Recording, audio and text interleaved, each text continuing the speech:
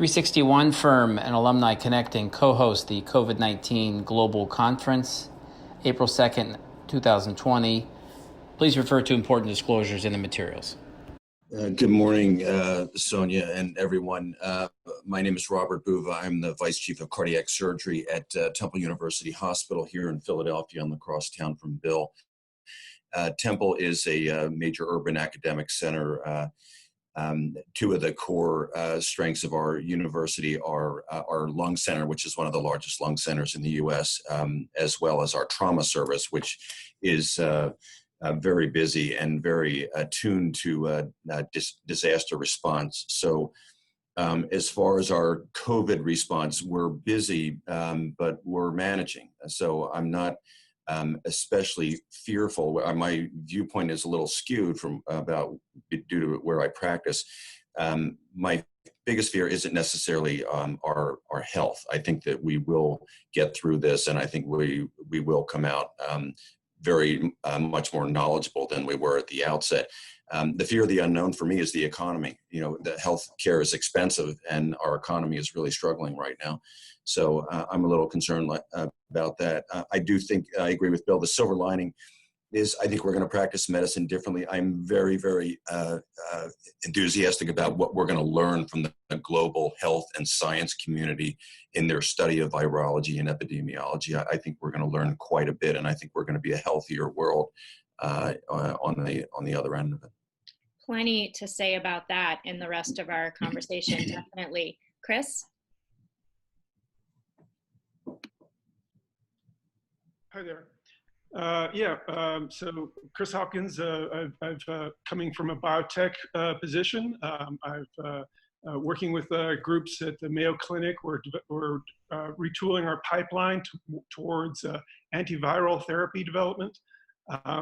There's quite a bit of opportunity out there that's already there for therapeutics to be used to try and decrease the severity of the disease. These are getting deployed right now, and clinical trials are sort of going on right now, and these may have an impact. But basically, I think that what this is teaching us is that we will now need to really develop the new therapeutics so that we can better contain these kind of outbreaks. Okay, thank you. All right, Victor. Hi, Victor Chapela with Suggestic. We're mainly in the telehealth sector. What we've been seeing in the last few weeks is that a lot of the projects that we have been developing for how to personalize food for instance, Medicare Advantage customers now just got pushed into a few weeks. So things that would have taken years to deploy and negotiate with large healthcare payers and are just being deployed within a matter of days or weeks.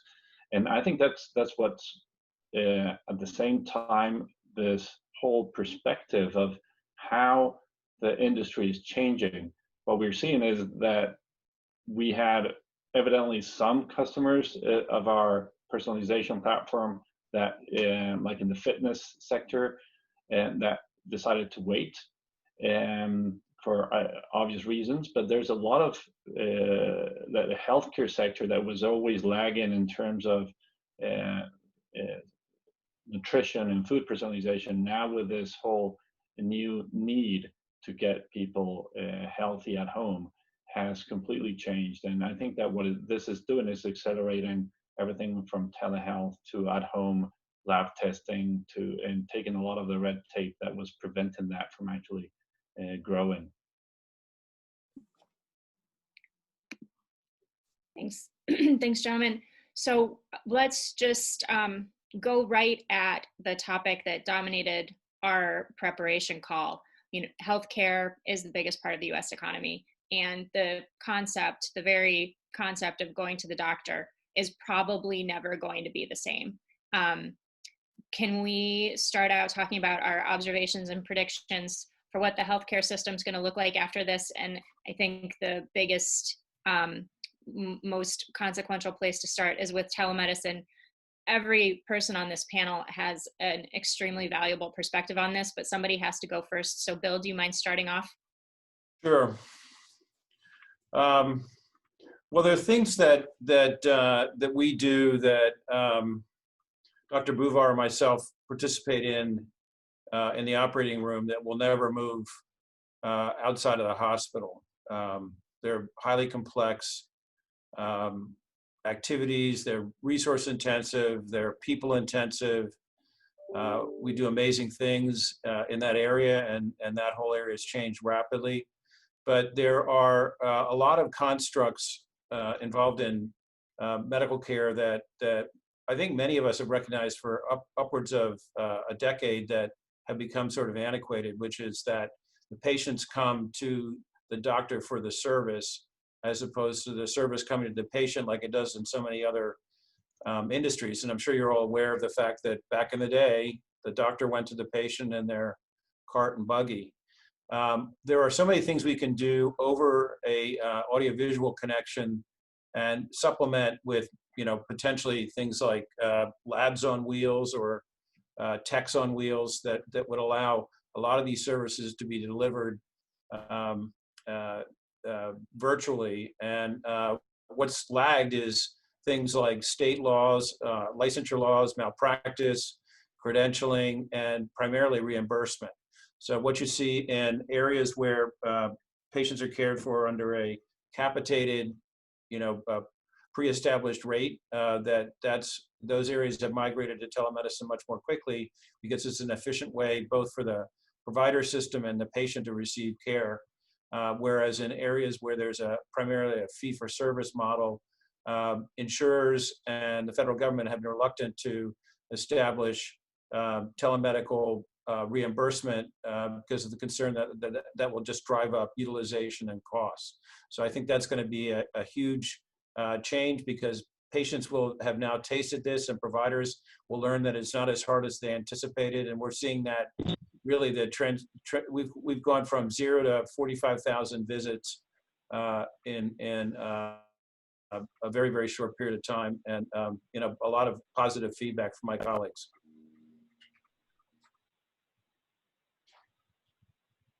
So is there more to say? Other folks want to weigh in on telemedicine, or do you want to weigh in on other changes that we're going to be seeing in the healthcare system? Sonia, I can speak to that a little bit in that I'm in the same community with Bill there. Again, in looking at that on the favorable side, I think it has the potential to enhance our health and well-being. I think that medicine, as Bill's describing with mobile medicine, but through televisits, will be more accessible and more readily available for both the beneficiaries and the providers. I think it's going to have a lasting impact on the payer-provider relationship. That is going to need to be retooled. And I think it's going to change our regulatory governance, particularly for things such as HIPAA. What I would say that this type of medicine lends itself very well to primary medicine, the primary specialties, family medicine, internal medicine, women's health, and so forth. The high-tech things that we're involved in, not so much. And I would say that in many instances, the Department of Defense really precedes what we in the lay community do as far as technology and so forth, because telemedicine lends itself particularly well to the Department of Defense because they have global deployment. So I wouldn't be surprised if they're already very heavily invested in telemedicine. So maybe that cues Victor, because you interrelate to that. Yes, totally. I think that one of the things that I believe is that a change that was already happening and that is also being accelerated by this is not only telemedicine as such, but the fact that that allows for prevention, and prevention has a lot of things rooted within lifestyle, both between personalized food and supplementation, et cetera, that can keep people healthy longer. And also the other major economic impact that we will see is that it's becoming more consumerized. And consumerized means that there's a lot of space for many companies that will be delivering. There's already 385,000 mobile health apps out there. So this will, and it's growing at a 45% compound annual growth rate. So it's really what we will be seeing is that and that was growing that speed before we had this current pandemic. Now, in terms of what we're doing directly right now, which I think contrasts with what is going on in hospitals, is actually we were pulled in by Leidos, which is a $16 billion government contractor that does dispatch and logistic. Like they do command centers for Air Force and things like that. And what they're doing is command centers to keep people at home. They've already repurposed the tool for Medicare Advantage people, and now what we're doing is using that for future projections of health system capacity and to manage the logistics of delivering food at home, delivering medication, delivering telehealth for those people who are not sick or that are sick with minor symptoms, and basically guiding people through everything from symptom check-in to delivering at-home lab tests that I think that are just around the corner, to guiding them to the nearest hospital. And all these things will, I believe, happen in a matter of days or weeks. And we are already about to deploy in Florida state. And after that, there's going to be several cities, some large self-insured employers are also going to pull some of these services in. So I think that what I'm seeing happening is a lot of private companies coming together to deploy this rest of the world. There's other 80% of people who have the problem or have the COVID-19 and have it at home, or those who don't have it are healthy and still need support at home. And I think that is what will change consumer behavior probably forever. The way we shop online, the way we receive telehealth, and that is a major shift and drive in the near future. I'm hopeful that we can come back to discussing some of the community impacts, but I want to make sure that we have some time to talk about therapies and treatments, testing, vaccines. Every few years, the flu is a big news story, and we all pay a lot of attention to treatments and vaccines. You know, whenever there's a bad flu season, there's a story on the cover of the Wall Street Journal or the New York Times, you know, discussing why this year's flu vaccine doesn't work. And then and then the season ends and we pay attention to different things. So I'd love to draw on some of the expertise of this panel to talk about how things look with testing, treatment, vaccines with this novel virus. Maybe, Chris, do you want to start? Sure. When people talk about how long it's going to take to develop a vaccine, it is going to be a long timeline to get out through all the regulatory approval. I know we're cutting the red tape, but just even coming up with an adequate response that will work across every patient is going to take plenty of time. It's going to take 6 months to a year. 6 months is the quickest. The other thing that we can deploy though right now are the antivirals.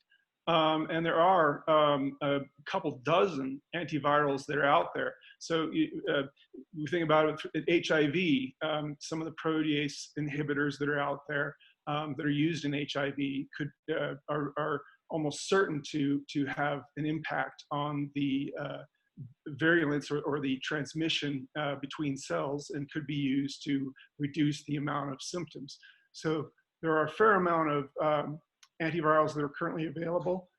There's probably going to be, in the pipeline, there's dozens, or maybe even actually hundreds of different chemicals that can be used to to potentially slow down and stop the severity of a disease in a given patient. So I think there's a lot of opportunities in the space of antivirals to treat. One of the places that I think is very high growth is the use of combinatorial therapeutics. We've seen that in HIV. That has been what has basically gotten that under control. Combinatorial therapeutics are also utilized in cancer. And so I think that the challenge of getting those kind of combinatorial therapeutics approved hopefully will sort of open up in a crisis like this, and there will be a lot more trials using combinatorial therapeutics.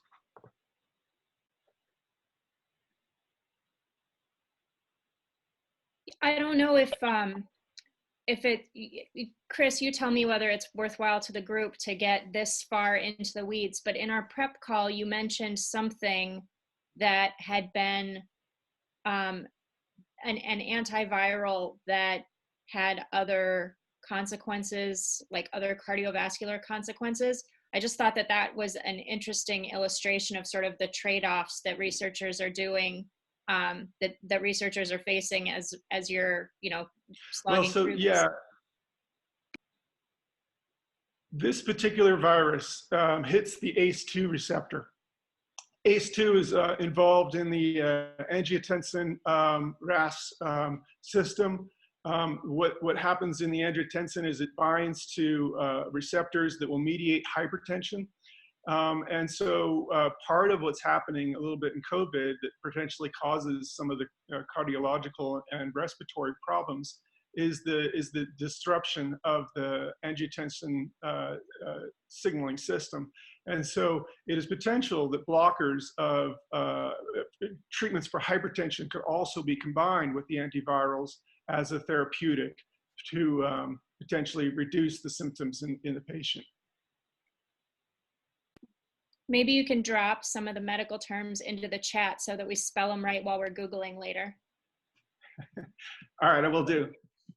And since we do have a little time left, very excited that we get to discuss the kind of the community impact issues that we're going to see in this. This is, not only changing our visits to the doctor, but it's also changing how we feel about, our neighbors and interacting in our community. Some of the issues that came out in our prep call involved senior living and just how we look at living in groups in different settings, and how we structure our hospitals and medical centers. Where's the capacity and how we can make it more nimble.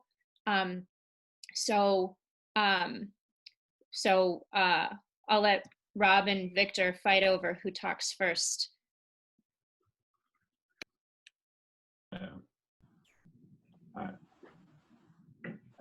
Okay, since Rob is not much too friendly for that. Got it. Yes. Go ahead. Go ahead, Victor. So basically, I think that what I believe will happen over the next few months is certainly a change in the way we relate not only to other people in the community. There is a very clear increased awareness of not only about our own health but other people's health, and I think that very rarely do people in the society at large stop and think about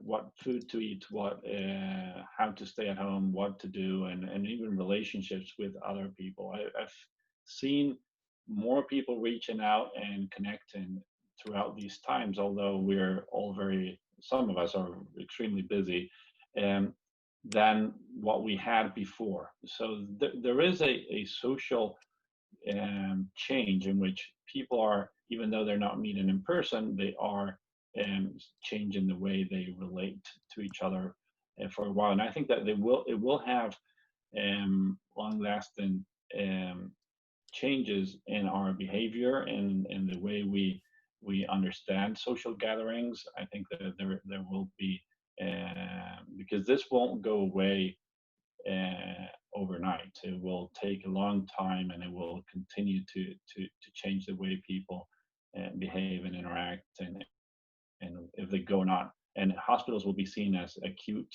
problems, and everything else will be managed at home. And I think that those changes from a medical perspective and societal perspective, I think that will bring a lot of new opportunities, and as well as also a very different sense of community and and and interaction with especially the elder people. I think that there's a newfound uh,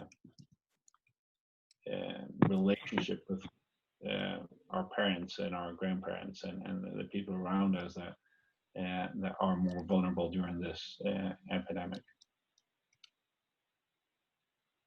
Hi, this is Gene Wong. Can you hear me?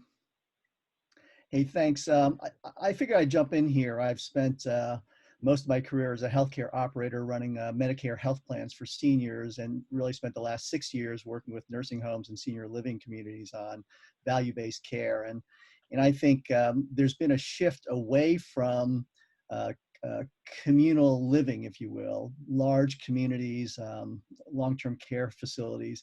And I think the coronavirus is going to accelerate that very significantly. I think you're seeing people dying in nursing homes. It's bound to happen. There's a lot of very vulnerable, sick people living very close to each other. With a virus running around, it's almost impossible to keep out of any facility. And once it gets in a facility, you'll see 35 people dying, like in Kirkland, Washington, even in 5-star, very good facilities. And so I think you're going to see an acceleration of what has already been happening, which is people wanting to not live their last years in a nursing home. I don't think anyone wants to live in a nursing home for their final years. It's the only option if you don't have the means and the ability to live on your own. I think what's going to accelerate is, I think telehealth will help. I think other technologies, communication technologies. You know, we're doing Zoom with my 90-year-old in-laws, and they figured out how to get on Zoom. And they're looking forward to our happy hour on Friday. I can't believe I heard them say that by phone. And I think you'll see other technologies, you know, in living areas and in living situations. Now, I think you'll also see a lot of movement towards housing tech, manufactured housing, prefab facilities. You'll see people not wanting to live in congregate living. You'll want to see them living in communities in their own apartments. You'll see healthcare services adapting to that. You'll see healthcare services coming to people. I was president of a home physician visit company a number of years ago. You'll see more of that. You'll see physicians living in communities making house calls. You'll see and also, I think interestingly, you'll see lots of prefab modular units that are. We're working with a company now that's building a 300-bed hospital in the next 90 days in Reno, Nevada, and those 300 units, they're all, you know, physical units with negative pressure and water and power and all that. When they're done, they can actually disassemble them, move them somewhere else, or they can turn them into senior living units. Each one of the units can convert from an exam room to a senior living unit. I think you're going to see a lot more of those, and as people find ways to not live in a nursing home. And the other thing I would add is, going back to what I mentioned earlier, there is a need in the very short term for very fast management of those people who are at home. So that's basically what this Leidos and Walmart and Cursey 2 and Lyft, and there's a consortium of companies that came together under this Leidos government contractor to actually deliver these dispatch and logistic command centers, which basically what they do is they allow virtual command centers to deliver food to those people who are most vulnerable. They're measuring, we're measuring as a group, the different levels of risk based on comorbidities, based on specific like ages, comorbidities, etc. And those people who are in extreme risk get everything sent to them and paid for by the health plan, and people who are in high risk get a lot of that as well, or subsidized. And so the main focus right now that is happening as a reaction, not as much as like long term, is we're seeing that through these type of private endeavors, we are being able to help people stay at home, stay healthy, and stay sheltered as we wait for other more efficient ways of curbing this problem. So I think that there's a separate emergency or there's a separate set of tools happening or services, like in this case, these command centers that are being deployed to help local communities at the city level, at the state level, and at the enterprise level to manage those high risk people, and not only not only for Medicare, but everyone who's in this high risk, very high risk, or extreme risk categories. And Sonia, I think you also talked a little bit about social impact, and I think one of the very challenging things here is, all of us that are, on the upper end of the economic spectrum will do just fine one way or another, but this has very significant impact on poor communities. Poor communities in urban areas like New York or Philly, but also in rural areas. And so I think my other role is I'm CEO of Capzone Healthcare, and we do opportunity zone investing. And I'm particularly looking at healthcare investing in low-income communities, and I think we're going to need to figure that out, because a lot of the burden is going to fall, the healthcare burden is going to fall on poor people who already have pretty low health status, and this is just going to accelerate it. So we're going to need to find ways to invest in those communities and use these technologies, particularly to help low-income communities with healthcare. Yeah, here in North Philadelphia, Temple is a safety net hospital, so we experience that on a day-to-day basis. There are many households that have internet capability and so forth, but in our immediate community, there are households where we're not sure if they're going to have food at night, much less internet access. So I think harnessing technology in response to this crisis will be an important component, but providing for the most vulnerable is going to be the more challenging. And the vulnerable includes not only the poor, but the elderly. I look at this as obviously a fairly defining moment in global history, and to me, there's got to be a medium between the speed of light at which the world seems to travel and global standstill, which is where we are right now. And one of the gratifying things that we're seeing is in our communities, not necessarily, I can't speak to the impoverished neighborhoods, but probably in our communities, there's much more of a communal air. And it's kind of gratifying to know who your neighbors are and to see them out there and see them spending a little bit more time focused with your family, and that may have an impact on elder care, as you've cited. So I think that there are some upsides here. I know Victor talked about food delivery, but there's been a pretty big movement on what's called social determinants of health, and that's food, housing, transportation, socialization, and those are big things for the elderly. And food's obviously a main component, a very big component, but housing is a really big deal, particularly in poor communities. And that's where I think Opportunity Zone Capital may actually play a role in helping to develop housing for seniors in poor communities, and that might turn out to be a very good investment thesis or investment opportunity going forward, because it ties real estate together with healthcare in a way that actually makes a meaningful difference for the lives of elderly living in poor communities.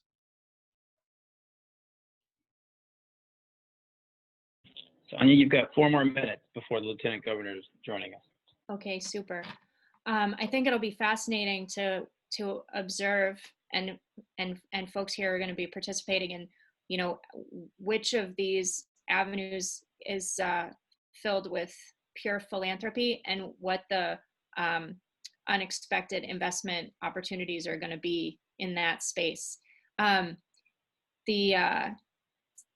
mean wild card question now is, who wants to talk about social distancing and when we're going to see a corner get turned? You do. I know you do. I'll try a little bit of that. I mean, somebody just actually posted, Duncan Riefler, the COVID visualization. So if people were to pop onto that link, they will actually see some interesting rollovers, if you will, on state levels and so on. And so when you think about how the sub-exponential growth of this works, it will always sort of roll over a little bit. And you can sort of see the trends are starting to get there, at least in the US. We can see it here. When you look on some other websites, you can look at the Johns Hopkins COVID response. You can see that China has definitely rolled over and is flattened on the exponential. And so those things are indicators of essentially when we will reach peak. And so you can sort of imagine how that curve is rolling over and flattening out. And that flattening out point is when we're sort of at peak. And most estimates, at least in the US, are saying probably around May 15.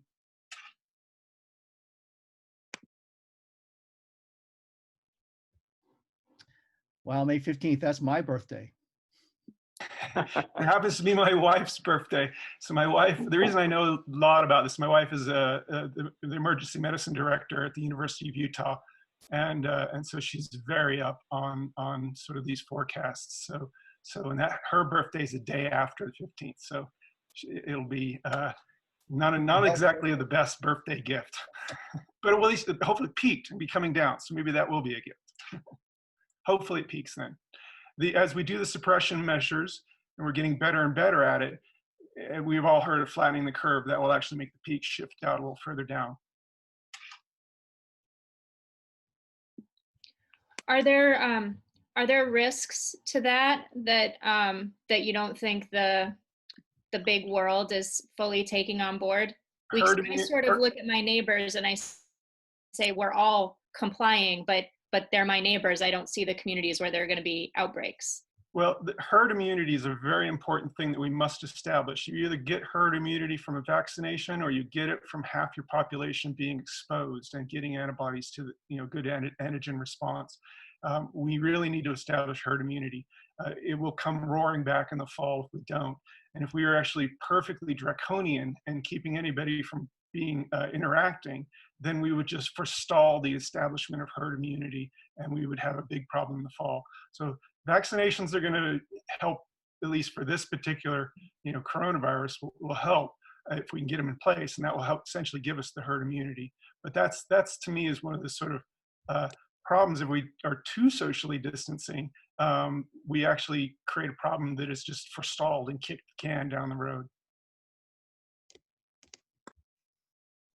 Does anyone from Asia have a perspective on this, since you're ahead of the curve?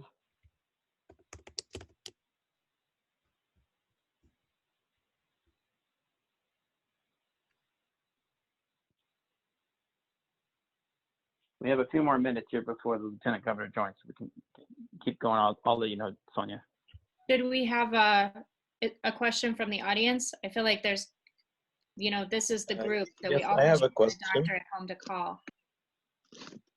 Go ahead, Zach. First, thank you guys for the panel and for everything you're doing in the front lines. I had a question for Chris and maybe for everyone else as well.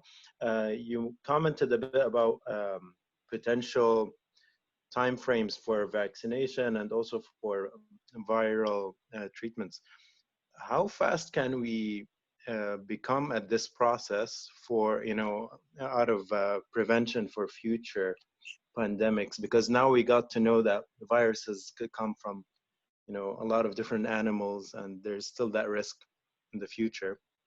And we preferably wouldn't want to lock down again, right? And maybe become faster at either viral treatment or vaccination? Like, what are your thoughts as far as possibility? Yeah, I do have a lot of hope in the fact that we can better forecast. I mean, so I do believe that part of some of the impacts here will be the deployment of AI, so machine learning techniques to really churn through the data and come up with sort of forecasts quicker than a human can recognize, and maybe that will create I mean, obviously, the earlier you can intervene, the better. Faster routes to vaccines, that's a maybe. There's just some sheer biology that's going to make that delay 6 months, and then there's the red tape that will potentially be longer. So I think that the well, I'll leave it there. Any of the other panel want to jump in?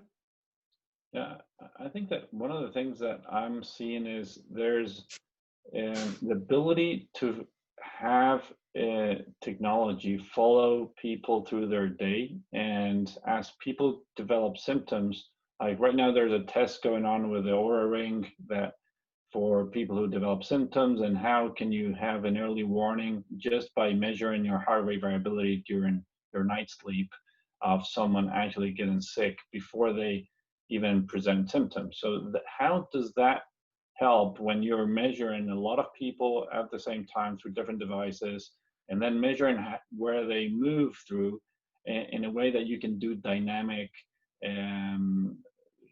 getting people dynamically to stay at home when they have been exposed to someone who had a virus. So I think that the way we will be doing this in the future will be less about in future pandemics, or even toward the end of this one, is less about keeping everyone at home, and it's more about how do we use technology to know who has been exposed, and how can we keep them at home when they've been exposed, and minimizing the growth with that. Right. A case in point, anecdotal on that, is the thermometers. There was, I can't remember exactly the name of the group, but some of you may know, but there's a case in point where these digital thermometers were feeding data back to the home center, and they're actually getting better forecasts than the CDC and predicting explosive growth of COVID. You can use that data, and they've mined that data, and they're providing faster forecasts than the CDC can. So I think there's a technology can have a huge impact here. For sure. Chris and the panel, I'd like to transition now. We have I believe the Lieutenant Governor of Ohio, Jon Husted, is with us. Lieutenant Governor, are you on?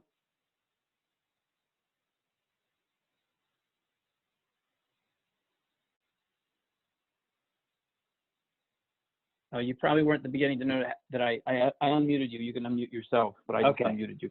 Okay. Oh, great. All right, welcome. I'm here.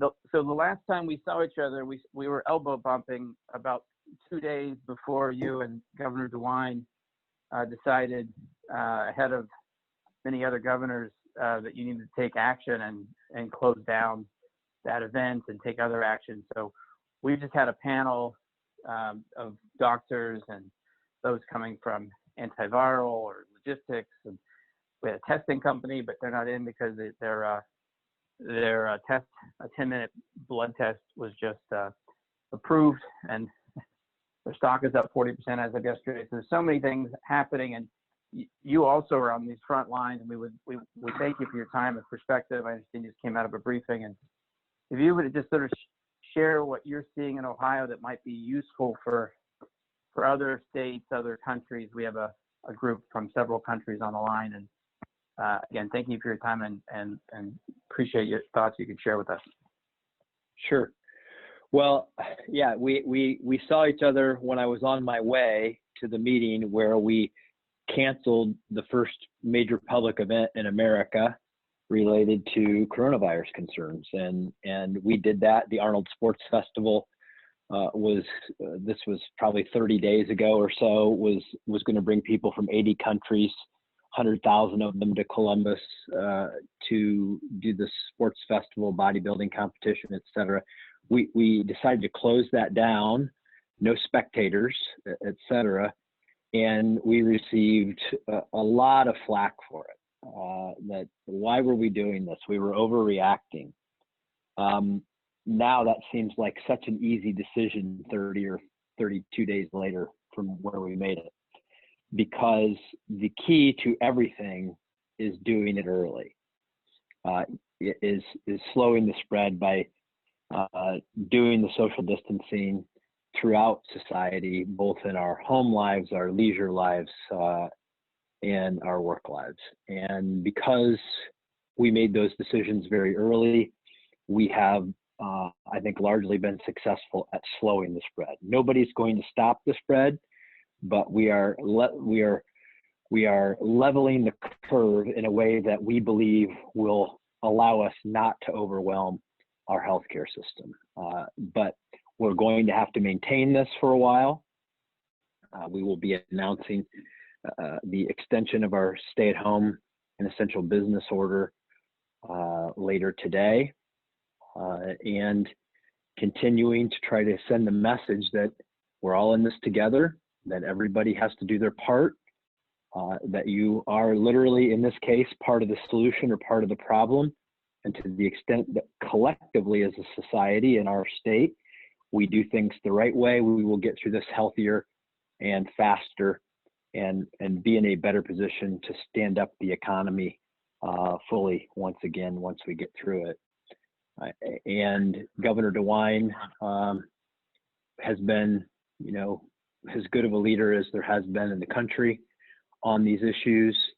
We've used the science to make our decisions, not politics, or not worry about this particular interest group or that particular interest group. We've been pretty firm that our orders must be followed and that there is a collective reason for doing that. People have complied by and large, but now we're already beginning to lay the ground for how we get out of this. How do we restart the economy, restart society at least as close to as once we knew it, and it will be gradual. It will not be like flipping a switch. That businesses will have to continue to do safety, hygiene, social distancing precautions, health precautions in their workspaces for many months to come. And this is the approach we've taken. We think we've benefited from being aggressive early. You can't make up for lost time. If you didn't do this early, then you can't fix it. You can just only try to minimize the catastrophe that will befall you. So I will stop with that. Happy to take questions or any dialogue that you would like to have. So, Lieutenant Governor, you talked about restarting the economy. We talked earlier about the tools that sovereign countries have, and there's states like yours. Obviously, you can coordinate with the White House and various programs. What initiatives are you taking or planning? I know you've got some special tools in the toolkit with Jobs Ohio. Maybe you could share your perspectives on that. Well, without Jobs Ohio, we would have no tools to be able to restart.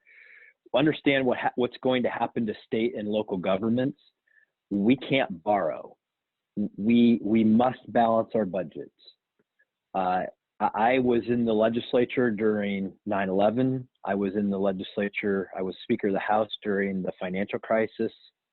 I will tell you that what we are going through will make those pale in comparison in what is going to happen to state and local government from a budgetary point of view. We will not have even close to the amount of money necessary to run our operations. That's going to force state and local governments to make dramatic cuts and also look for revenue. The federal government assistance that was provided through the CARE Act will be helpful, but it lacks the flexibility that we need to use it for some of the things that we would want to use it for. And as a result, we have very few tools in the toolbox to be able to help restart the economy from a financial point of view. But so how we're looking at it is really how do we help companies? And we're taking advice from companies that we have in Ohio who operate in China, who operate in Italy, and learning the lessons from their experiences. It's mostly just focused on how do you allow people to come back into the workplace to begin some of these, to restart some of the institutions that we have without adding to the spread and then having another reoccurrence that overwhelms your healthcare system again. So that's the thinking that we have to confront. But understand, state and local governments are, from a budgetary point of view, going to be decimated. Well, I could ask more questions, but does the audience want to ask a few questions of the Lieutenant Governor?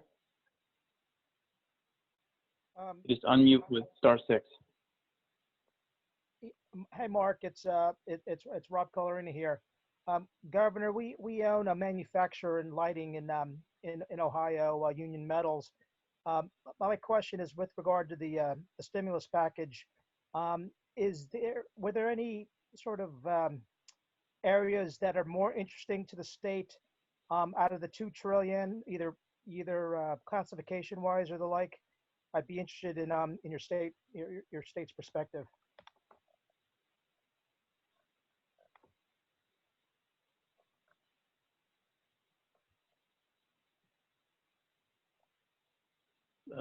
Lieutenant Governor? Get that?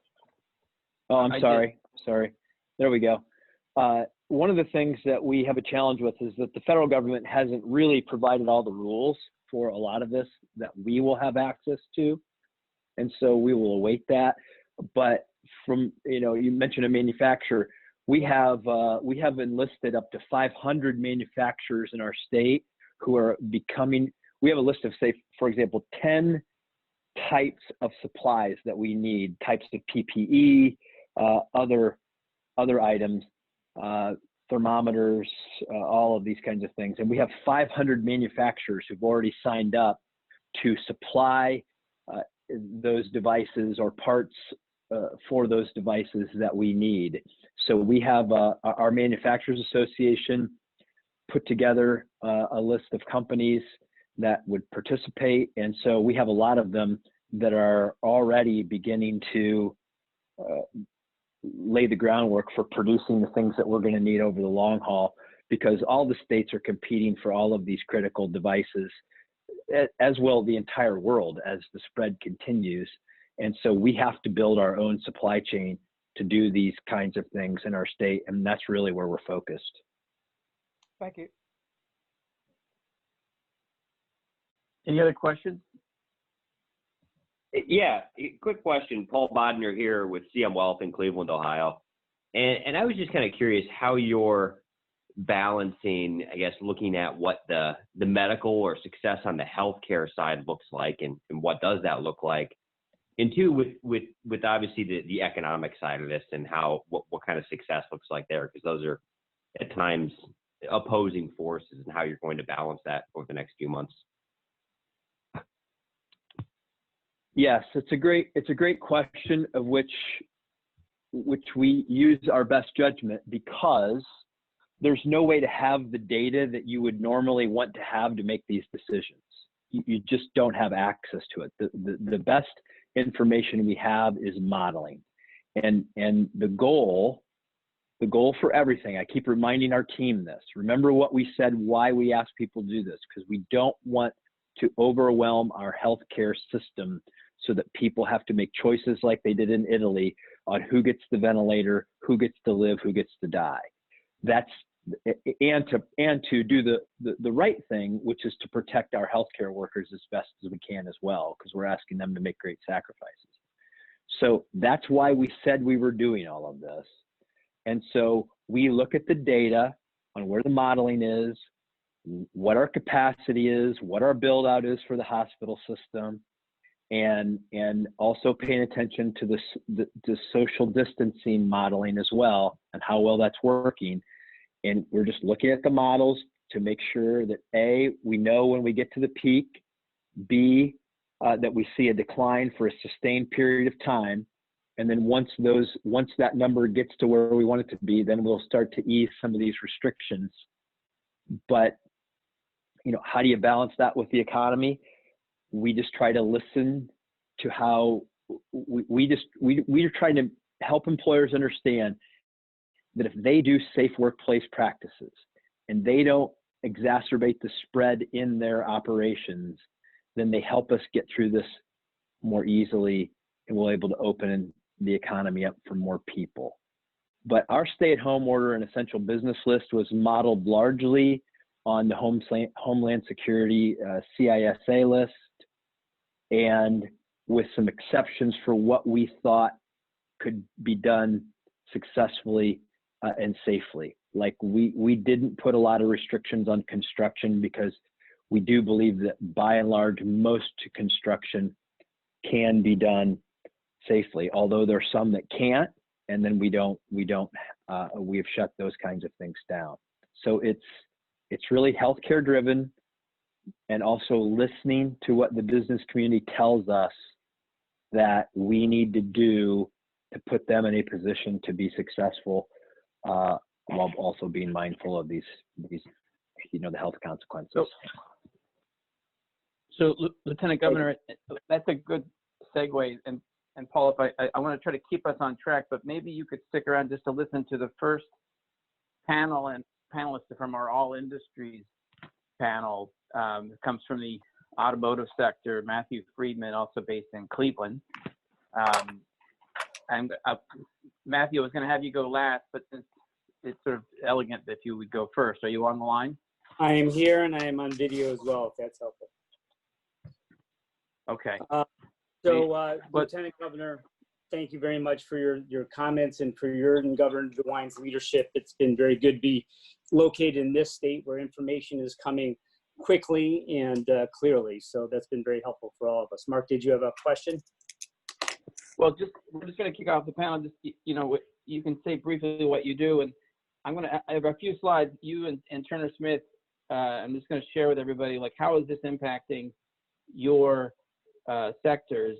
There's a slide on supply chain reliability, what's happening in the energy markets, automotive, building products, but you're on the automotive side. So just quickly, like, what scares you? What are you seeing?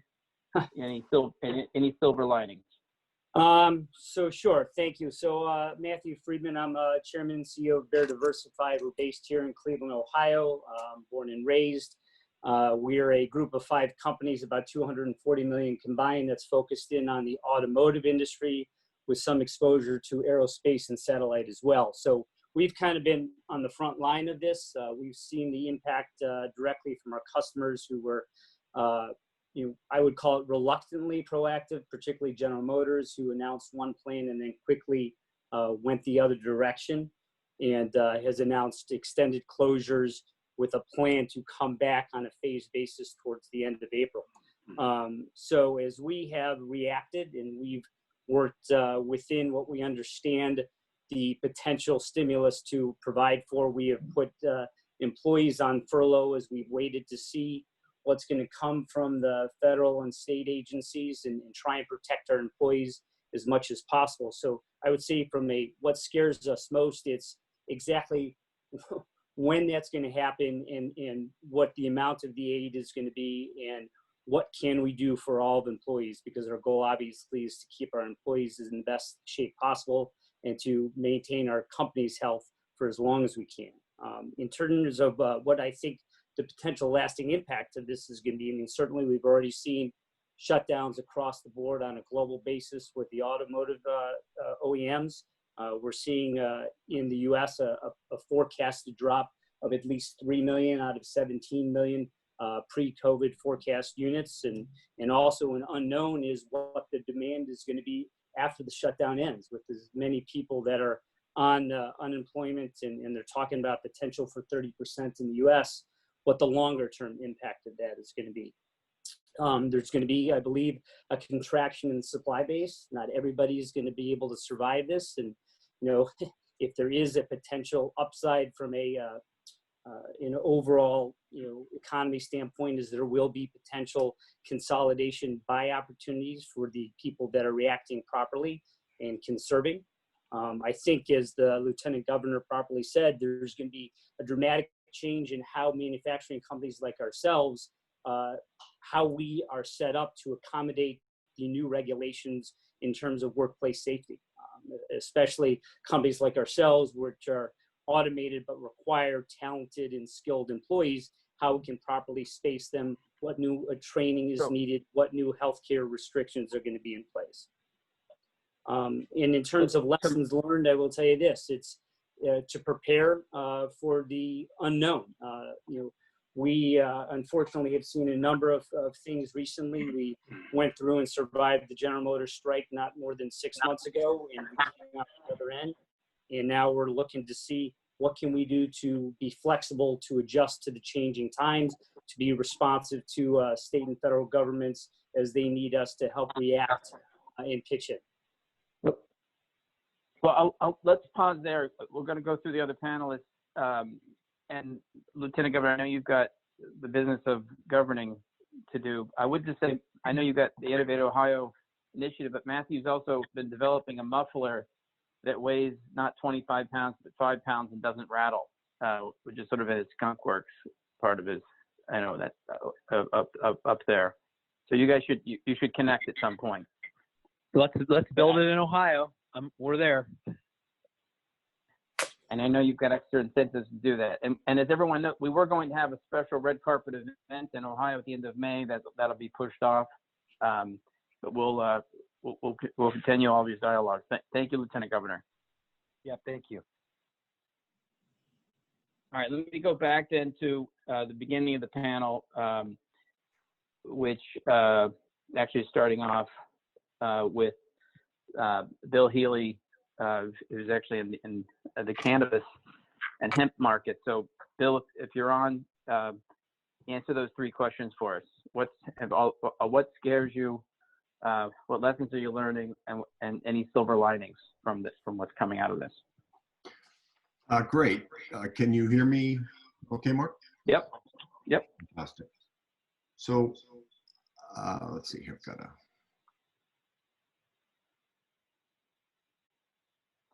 Again, no need for slides. Just answer those questions by way of introduction. Sure. In terms of just, sorry, you had faded on a second. So just the impact on the industry? Yeah. Perfect. So thank you very much for joining, everyone. My name is Bill Healy from Silver Spike Capital. We're dedicated specifically to cannabis. So I would say that from the bad side, I think there are 2 or 3 things. Number one, I'll be brief here, just the continued lack, I think, of acknowledgement by the federal government, as recently seen in the aid package, that the regulated cannabis market in terms of THC-related services and products still aren't really being acknowledged. I think the second thing is the FDA and DEA continue to drag their feet, and you can forget about any congressional legislation this year. I think from a good perspective, and I think it was fascinating to hear the Lieutenant Governor talk about it now, is that the couple of things that have happened throughout this crisis is that the state and local governments recognize cannabis as an essential service. And I think the consumer behavior was quite interesting, actually. There's always this talk about whether this is a consumer staple or discretionary. And I thought you saw extraordinary elasticity of demand in terms of the demand by consumers, which I think has potentially long-term implications. And then the last thing I think is sort of the greater recognition, again, by the US population about some of the uses of cannabis and CBD. And to the point about the Lieutenant Governor made, I think long-term, for cannabis as a secular story, I think the state authorities get the joke.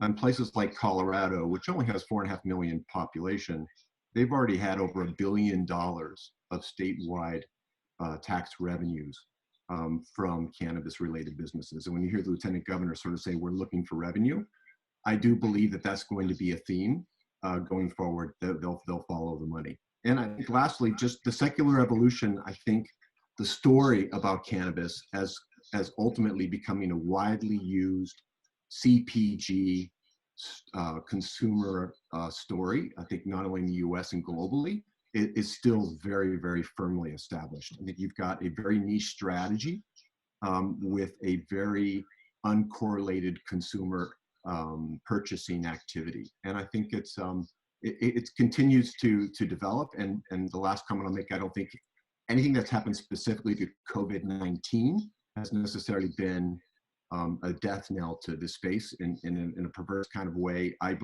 We believe that Silver Spike has sort of solidified the long-term story. And that's my comments, Mark.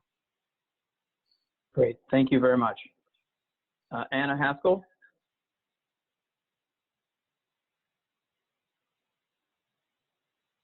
And if you're on, just unmute yourself with Yes. *6. Yeah. Hi. Hi, everybody. Thank you very much for the great conference, Mark. Happy birthday. So yeah, in the energy industry, I guess the three questions: fear, what scares you, lessons, and silver linings. In terms of the first question, assuming that you're a long energy investor, or assuming that you're in the industry, you want oil prices to be high, to go higher from here. And therefore, your fear is not, that your fear is essentially that there will be a permanent demand destruction from the 20 to 30% shock to demand that's happening in April. That is according to most estimates.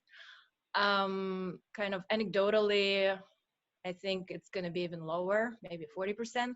So the fear is, of course, that like Mark, you mentioned in your comment, in the 80s and the 90s, the 20-year period when oil prices were very low,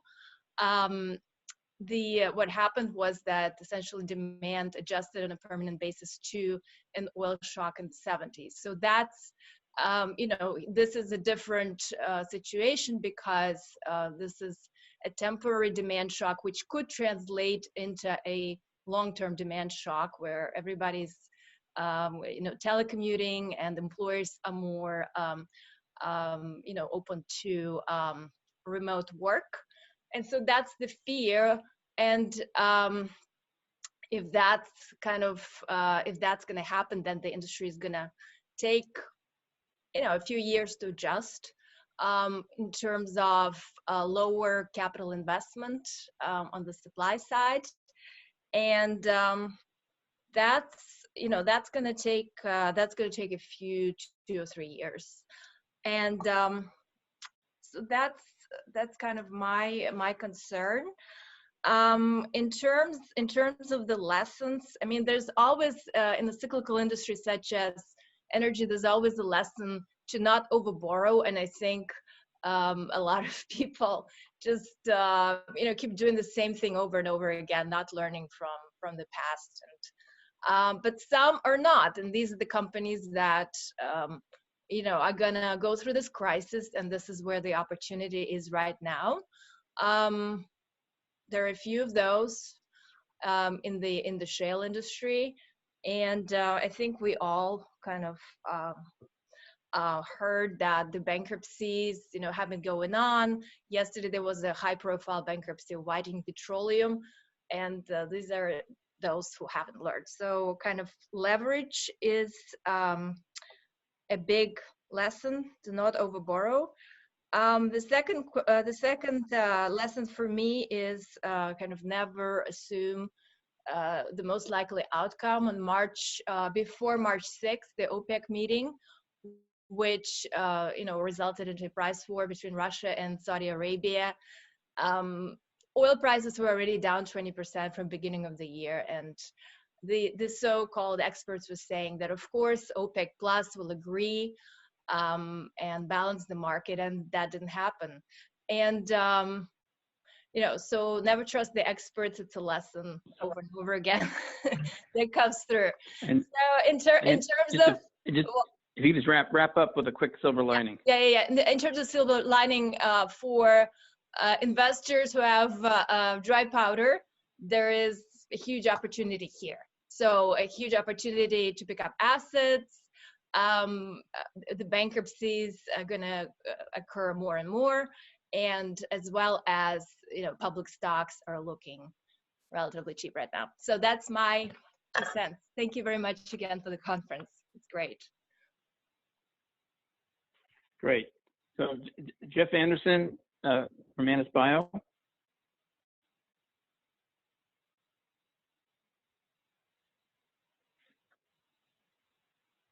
Just hit *6.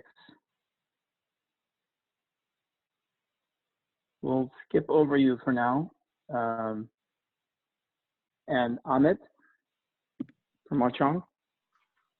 Yes. Hello, everyone. So to answer Mark's questions, I would say that the number one fear I have is that we still don't fully understand this virus. And I'm not a scientist. I'm not an epidemiologist. I'm a venture investor. But my understanding is we still haven't gotten a full grasp of exactly how this virus works.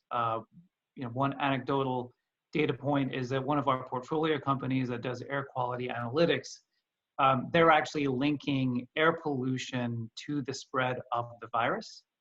And their thesis is that the more particulate matter, so the more contaminants you have in the air, the longer the virus hangs around in the air. They're actually about to send me some data as it relates to that in the next couple of days. The other key piece, I think, probably more important related to the virus that concerns me is that we're not even 100% sure that you can't get infected twice with COVID. So what that means is that we're going to be very reliant on a vaccine to be able to return to quote unquote normalcy. And that's just going to push the timeline of that return to normalcy back, 6 to 12 months at the best case scenario. And my fear is, the general impact that it's going to have on us globally from an economic and social standpoint.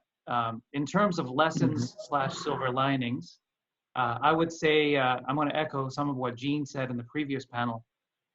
We've been looking very closely at the positive benefits of the decentralization of healthcare for a while now. I can get into more detail as the panel goes on here, but to keep it brief, from everything from testing, diagnosis of patients, care delivery, as well as patient outcomes tracking, we're seeing an acceleration of all those technologies to more decentralized locations and taking those functions outside of the hospital, which I think will lead to better outcomes and increased efficiency. So I would say the silver lining here is that accelerating some key technologies that'll improve the delivery of care. You're right in the zeitgeist, Amit. Health and tech win. Do we have Ken Haldeman? Ken, are you on? If you are, hit *6 to unmute. Or Jeff Anderson, if you rejoined. I'll keep moving. I think Clark might show up on the all assets panel. John Knight from Blue Jeans. Hi there, Mark. Thank you for having me. Hi, Just everyone. so you all know, this is sort of an ironic thing that Blue Jeans, which is a competitor with Zoom, is Chief Marketing Officer, but we're not saying we're not going to use Blue Jeans in the future because we very well might. But you're definitely benefiting from this different respects. So sorry, carry on. Sure, Mark. So in terms of what scares me most, obviously beyond the healthcare implications for family, friends, and communities, and the impact it's having on the economy. In our space, certainly we're proving to be one of the categories that can really help in this kind of a environment. Our traffic is up 3x as our most of our competitors.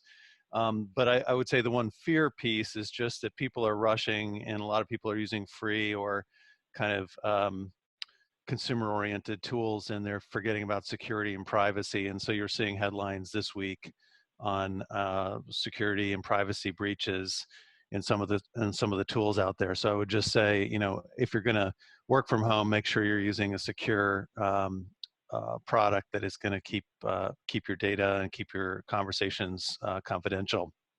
In terms of lessons, we just did a survey, a work from home survey, and interesting, this is self-reported by employees, not just Blue Jeans customers, but other just open to the community.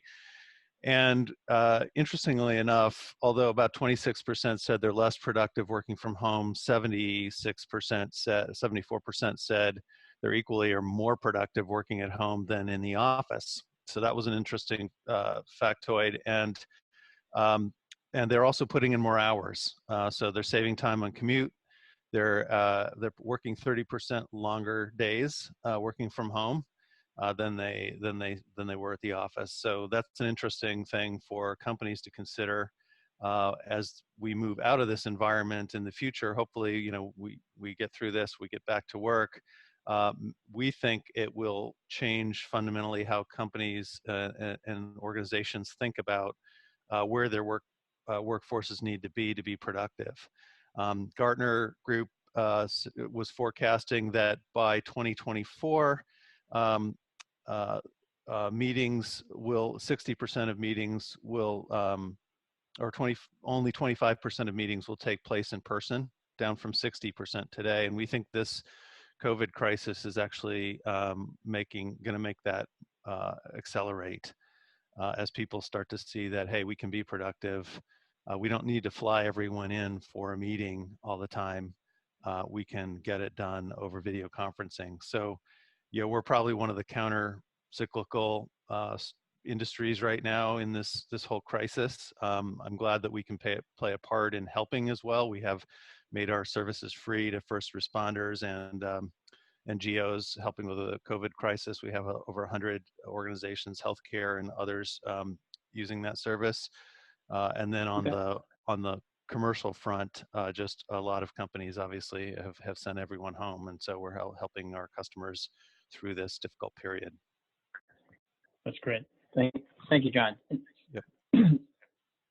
I'm going to bounce back to Manus Bio. Jeff Anderson, are you on now? Yeah, I'm on now. Yeah, apologize for stepping back. So I'm just going to probably introduce you. This is Manus Bio is actually a company I helped buy the NutraSweet facility, and they've been scaling up their synthetic biotechnology at MIT. What I'd like for you to do, Jeff, is maybe take 1 second to explain what is synthetic bio, but then how are you seeing the supply chain and the food industry ingredients business disrupted? I think that's the insight I'd like you to share. Yeah, absolutely. So just very briefly, what is synthetic biology? So it's the manipulation of microbes to become factories for producing ingredients that are typically sourced from either plants or animals, or even from materials that come from hydrocarbons. So it's essentially a new way of manufacturing, the base materials for almost all consumer products. And so the advantages are sustainability, tremendous sustainability gains, but also cost. And then I would say one of the other advantages, one of the hidden advantages that is now becoming pretty widespread in appreciation, is that it enables diversified manufacturing. So you're not reliant upon any kind of incredibly expensive capex. You're not relying on being next to any particular feedstock source. So it enables you to do manufacturing near where the demand is.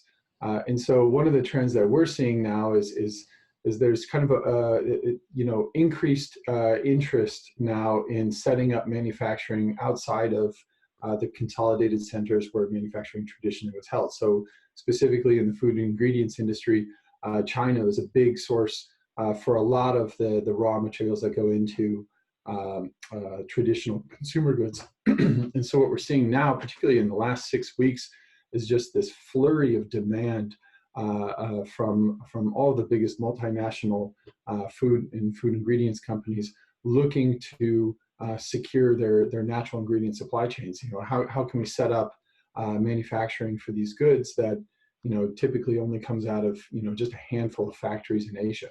And so I think it's an interesting opportunity to kind of reset the way in which we source nearly everything. That's great. You missed it. There was a bit of a discussion well, even if a bit of arguments over what will happen with China as a supplier. I think you're seeing at least dual sourcing, if not more U.S. domestic sourcing domestically, is part of that trend. So yeah, these supply chains are tough to break. And I think this was, one of the comments on one of the earlier panels last week.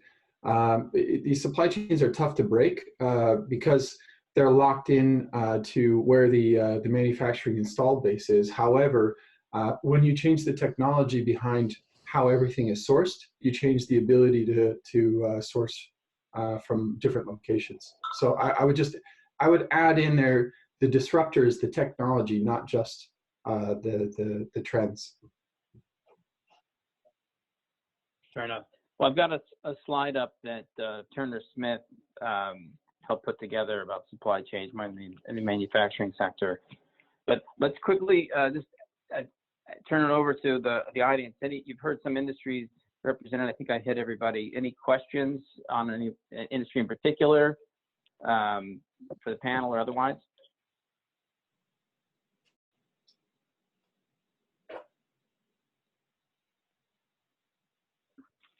Scott McIntyre, you sent the chat to me if you want to ask a question.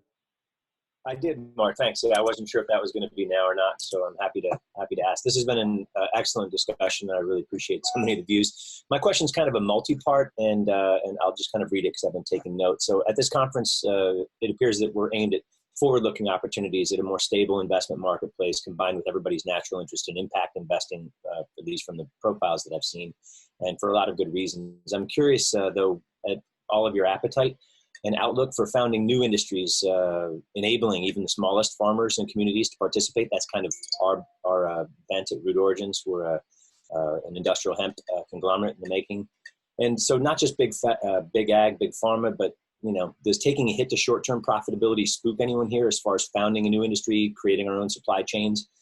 Because this is going to require, substantial coordination and capital if we're to, essentially cobble together regional centers of excellence to support a broad, stable, and resilient industry, as opposed to, everybody pursuing short-term profits like what happened in Canada during their last hemp boom for seed oil. So let's ask the panel. Any thoughts on that from the panelists? Hi, this is Matthew speaking. As it relates to kind of manufacturing, what I would say now might be an opportune time because there might be a little bit more willingness with investors and lenders to understand that profitability is going to take a little while to get back to normal. So investing in something that gives greater security in the long term might be a very appropriate step to take. But again, I think we all need to take a wait and see approach as to how lenders react in the current environment. Yeah, I can answer Scott's question from a slightly different lens, from the healthcare lens, and we look primarily at software companies. So the kind of the upfront infrastructure demands are not as much there with software because of the eminent scalability of our platforms. But one area that we're going to look at probably a little bit more aggressively now is home health. Because basically tracking and delivering care to the patient at home, whether they're seniors or other at-risk patients, is obviously something that the industry was headed to anyway. But once again, we think that COVID is going to serve as an accelerant. And while the fragmentation of the opportunities in home health is still a concern to us, I think we are going to look to be a little bit more aggressive here because we see COVID essentially serving as a tailwind for the propagation of technologies into that space. So Amit, if I can expand on that one with you, do you anticipate that, from the healthcare standpoint, especially at, that last mile in delivery of home healthcare, that, research organizations, bigger pharma are going to start taking place in, taking their part rather in the clinical research needed to substantiate some of the benefits that are inherent in hemp cannabinoids? Yeah, from a hemp cannabinoids perspective, you would think so. Pharma companies are already doing that through phase 4 clinical trials for their own products. I I personally think if I ran a pharmaceutical company, I would embrace CBD hemp cannabinoids. I'm not sure to what extent they're doing that. I'm not as familiar with that space, but I would say that they're already trying to reach that last mile through apps in patients' pockets, as well as phase 4 clinical trials. So this is basically continuing to prove outcomes once a product is FDA approved. So I would imagine that to the extent that they're willing to embrace CBD cannabinoids, generally that would be a part of their strategy as well. Cool. So on the other side of the question that I asked was more about industrial hemp, and I don't know how many of you are aware of the industrial applications of hemp, from construction to energy to food supply to animal and pet care, livestock, the whole bit. But does anyone else have any thoughts on the broader industrial hemp landscape? It's really missing in this country. We've seen, other regions in the world, particularly Europe, develop a sustainable textile marketplace for hemp, but there's a lot more opportunity than people talking about. I know you think hemp is the new plastic, but I don't want to make this all about hemp. But any other thoughts on Scott's general question as well? I'm flashing on some slides that Turner has put together, which I think are rather useful. I think I was just giving you all a chance to look at it, and we'll share this more broadly. And any last questions on this or other industry specific questions? Mark? Yeah. Hi, it's Bill Healy. I apologize, from Silver Spike. To the last questioner, if you could perhaps just direct them to me, I'd be more than happy to take the hemp conversation and the pharmaceutical conversation offline. Thanks. But I had you in my notes to talk to, so I will do. Fantastic. Well, you're all gonna take it. You're going to continue it online on our breakouts, to the cannabis breakouts, if you remember. One more panel between now and then. And on that note, I'll move on.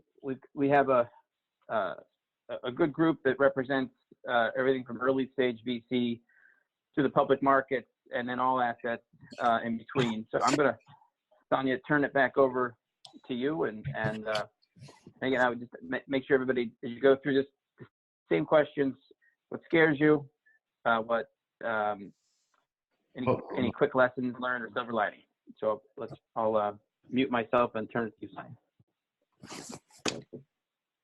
Sonia. We've all gotten pretty limber with this scheme for introduction. So Barry, take it away.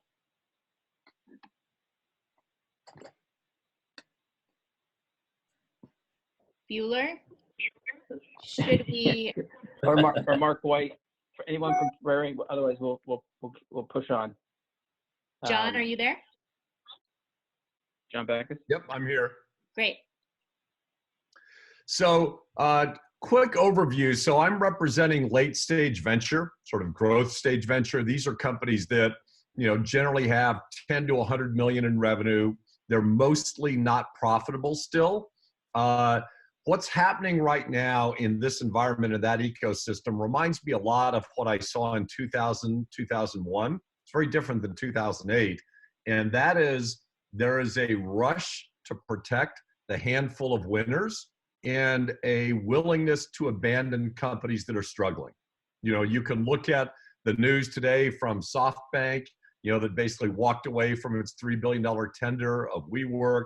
That could be a death knell for that company that 6 months ago was valued at almost $50 billion. So I think what we're going to see if this continues for a while is the rich are going to get richer. The great companies are going to raise big rounds of financing. I can speak of two that we have in our portfolio right now. One's in the entertainment industry, a gaming company, and they're raising $75 million at a 1.4 billion valuation, which is 8 times their current revenue, and it's oversubscribed. Carta, which is a company that does basically cap table management, is raising $175 million at a $3 billion valuation, which is 30 times revenue. But these are great companies that are growing quickly and own a marketplace. So I think we're going to see a lot of struggling companies disappear. And we're going to see a lot of great companies get a lot of capital because there is still a lot of capital in the venture ecosystem.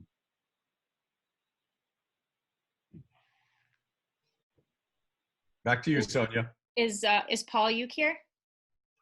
Barry's here. All right. John, I will concur with you that there will be some great opportunities available. I will say that in early stage VC, what we expect to see is a inability of some good companies to find funding, and therefore there will be, for the first time in a while, some down rounds and some great opportunities for investment. The second thing I will say is that global opportunities will still be valued extensively, as well as healthcare. We have a healthcare company in our portfolio that is raising now, and we postponed the raise because we expect them to triple their customer base in the next month. With that kind of explosive growth, you will find investors. And at the same time, there will be some companies that, unfortunately for COVID-19, will take longer to reach their customer discovery goals and some of the other goals that have been outset in their milestones, and therefore may experience a down round. Thank you, Sonia. Thanks, Barry. Is Paul here? Or Paul, you from Lifeside? Great. That's more of a question. Oh. Maybe go on to Chris. Okay, Chris Brown.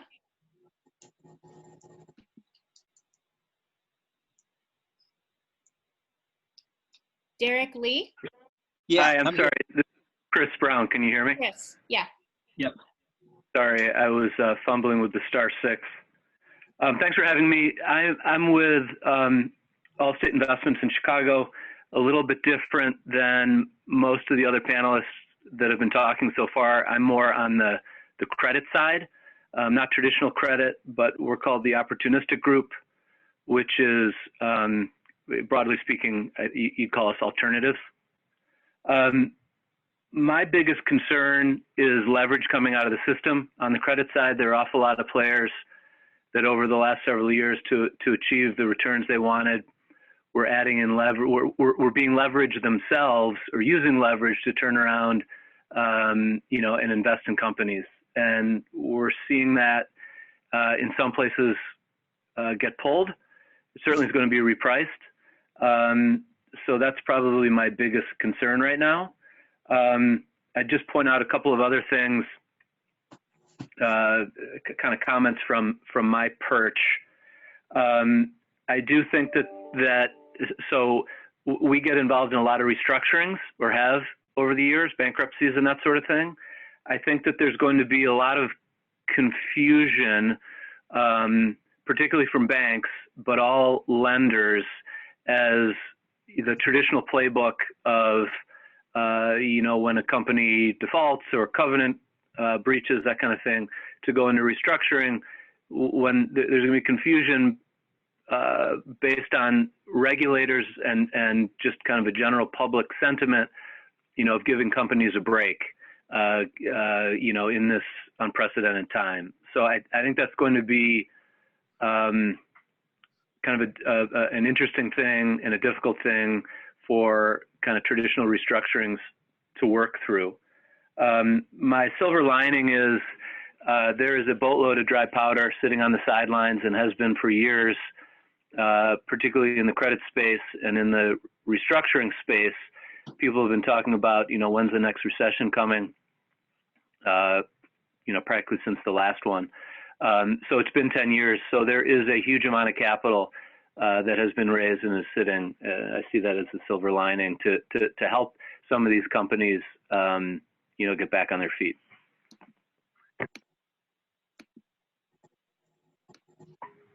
Should we move on to Derek Lee? Yeah. Hi. Hey, Mark. Thanks for having me. Hello? Yep. Thank you. Okay.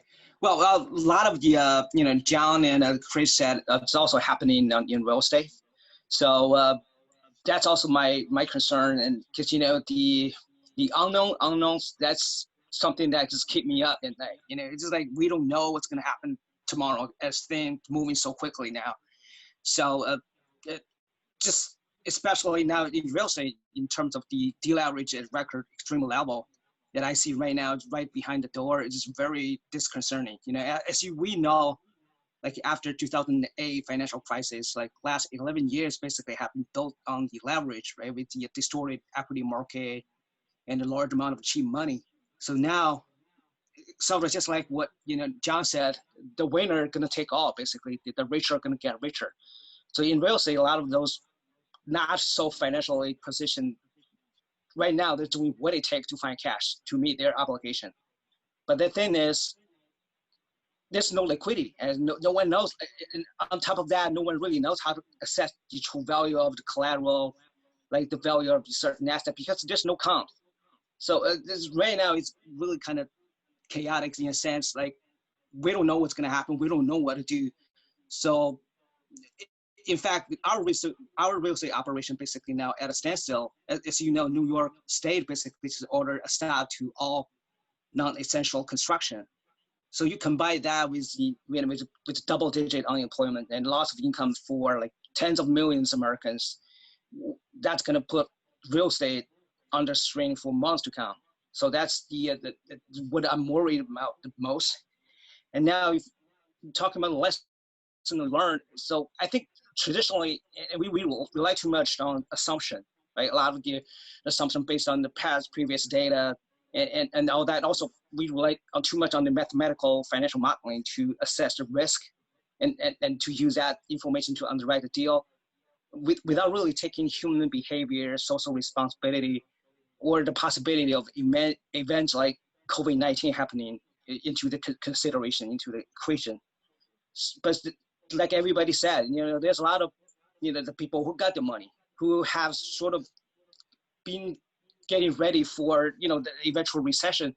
So they have the money, right? They are actively in the market looking for opportunity, but at the same time, all those people who are not well positioned, they're gonna go out of business. Well, Derek, I know you're anchored by 3 families. What are they going to invest in now? What are they looking at? They're looking for an opportunity, right, across the asset classes. So the number one thing is because right now there's no comps, right, across asset classes. So because we have to wait. We don't know what's going to happen tomorrow.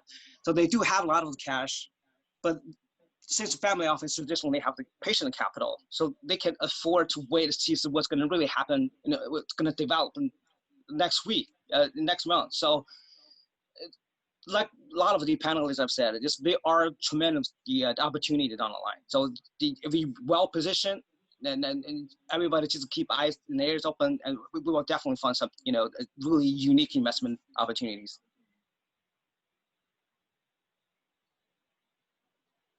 Thanks, Derek. Do we have Sean? Yes, thank you. I think I'll address Mark's question actually in reverse order. From a silver lining standpoint, I think one of the things that I'm happy to see is as we've been able to manage our business through this, really with no hiccups. We're able to deliver our services, work as a team, almost seamlessly going through this. And and even more broadly, I look around my house because that's my world now. I got an 18-year-old in high school, senior in high school. She's on Google Classrooms every day. I've got a 21-year-old junior semester down University of Miami who's in the basement, wired up, working, getting through the rest of the semester. A wife that's a yoga instructor, delivering her services online to her clientele. So the silver lining is that we're still being productive, and I think that's an important thing to reflect on. As far as lessons learned, I don't know if this is a lesson learned. I guess it'll be to be determined. But you heard on the earlier panels with Brian and Eric talking about behaviors, and that's one of the things we're looking at is how behaviors will change as a result of the virus. And I think it's human nature to sort of resist change. And when it comes to this virus, you were forced to change your behavior because your life depended upon it. Whether that's working from home, ordering goods online, visiting your doctor online, all of these things. And we now have an entire population that has just figured out how convenient that is. It's no longer the tech savvy that are aware of this. We have an entire population that is aware of it, and that is going to alter behavior. And as I think you heard Brian in the earlier panel talk about, that's going to result in winners and losers.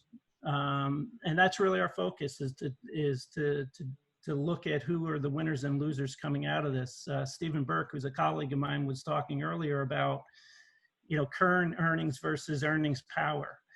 Everybody's current earnings are being interrupted. All right, there's a shock to demand that's being imposed on the global economy.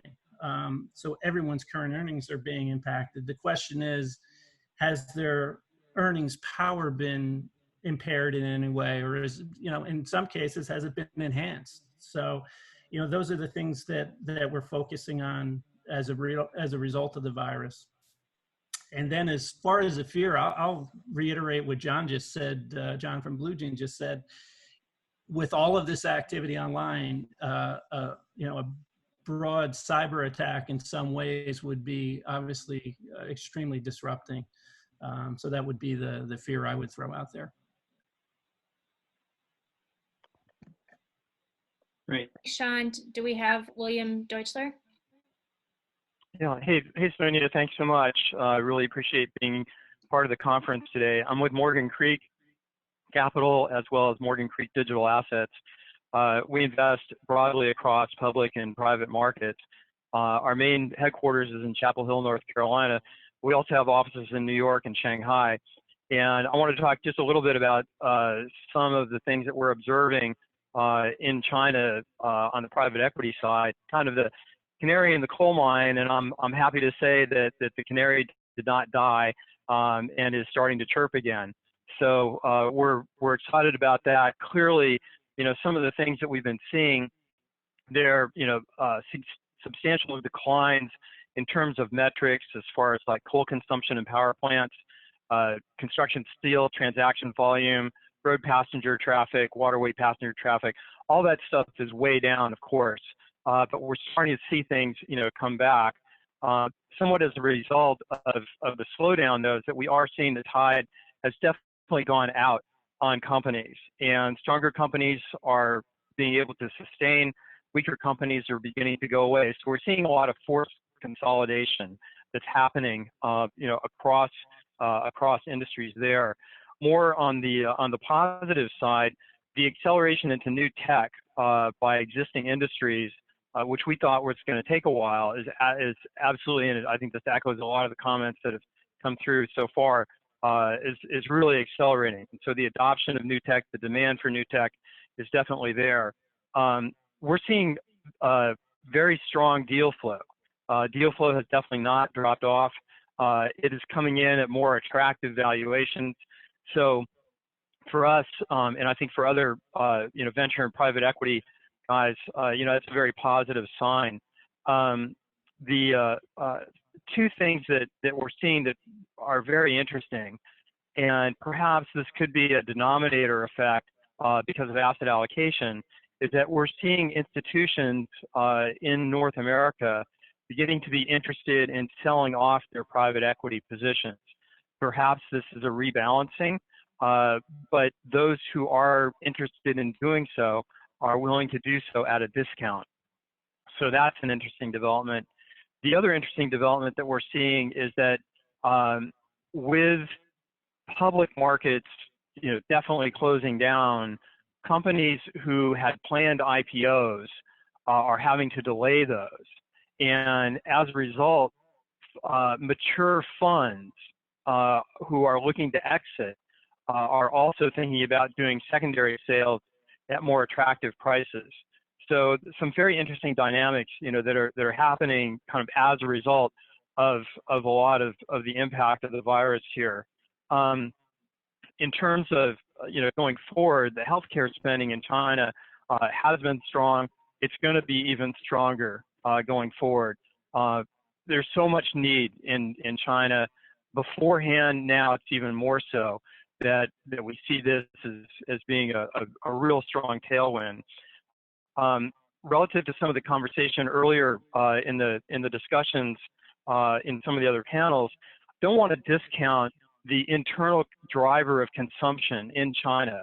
The internal market in China is absolutely huge, and I think a lot of people overlook that. There's a mandate from the government to continue to try to drive more growth in the middle class. They have a command economy. What they say they want to do, they probably can do. So we think that dynamic, external of everything else, is going to be, hopefully significant, for them, hopefully significant for the globe. Finally, the one thing that I'll end on in terms of sort of other silver linings is that blockchain technology is taking hold in a lot of corners. And just as some examples, in China, blockchain is being used, to help aid distribution, supply chain tracking, trying to prevent counterfeit goods from coming into the supply chain. It's helping to process insurance claims. So there's an awful lot, of positives, that we're seeing, out of all this. And I think that perhaps, my greatest fear is that people are focusing too much on the immediate and not enough around the corner when we're going to get through all this, because we think that there's going to be a lot of opportunity. So that's quick, but I'll turn it back to you, Sonia. Thank you. Well, this was the introduction that kicks off what we'll actually be talking about, right? Do we have Paul Bodner?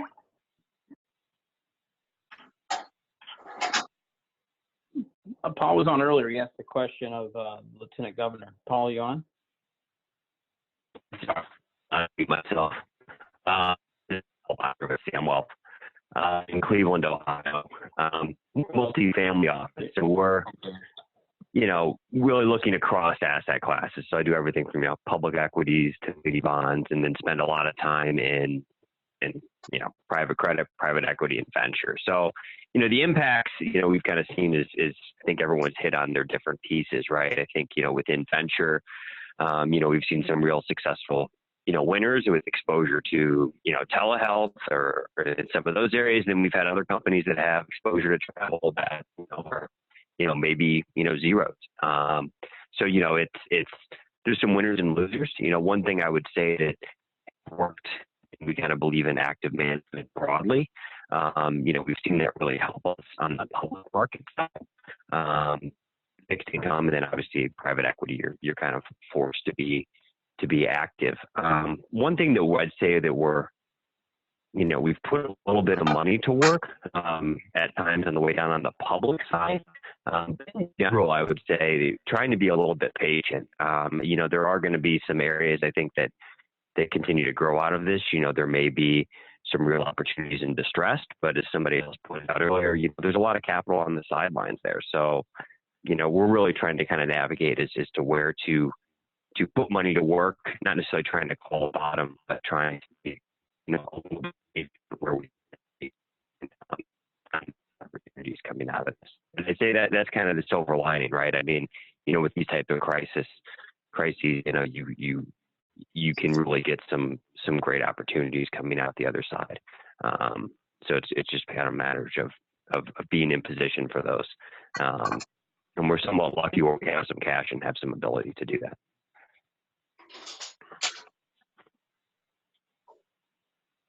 So I kept hearing the theme of public debt and restructuring coming out in various introductions. It seems like that's at least all areas are dynamic now, but one of the areas where people are focusing, does that make sense to be the asset class where we start? Sort of discussing how things are affecting that market now, that class now? Sounds good to me. Someone mentioned uncertainty around restructuring, and I feel like, you know, I always want to find the mess before I know what to clean up. Can you define sort of like what are the unanswered questions that that you've seen? What's been thrown into confusion as the pandemic has shaken everything?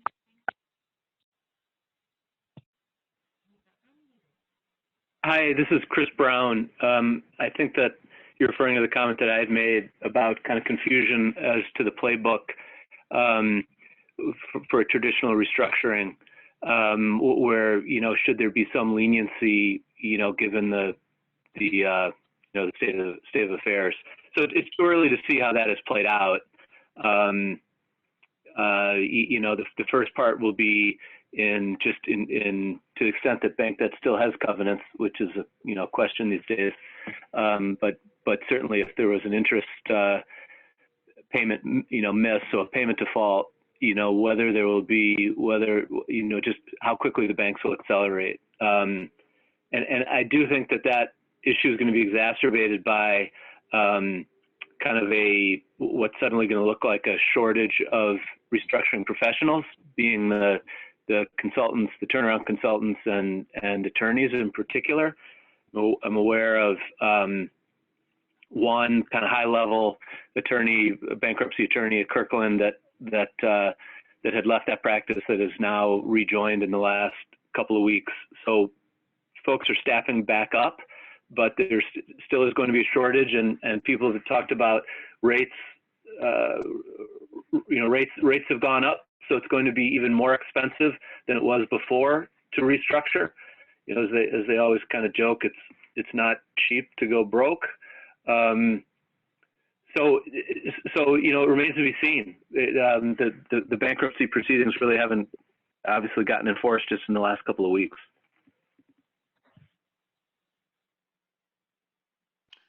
Sonia? Yeah. This is Barry Adams. Great.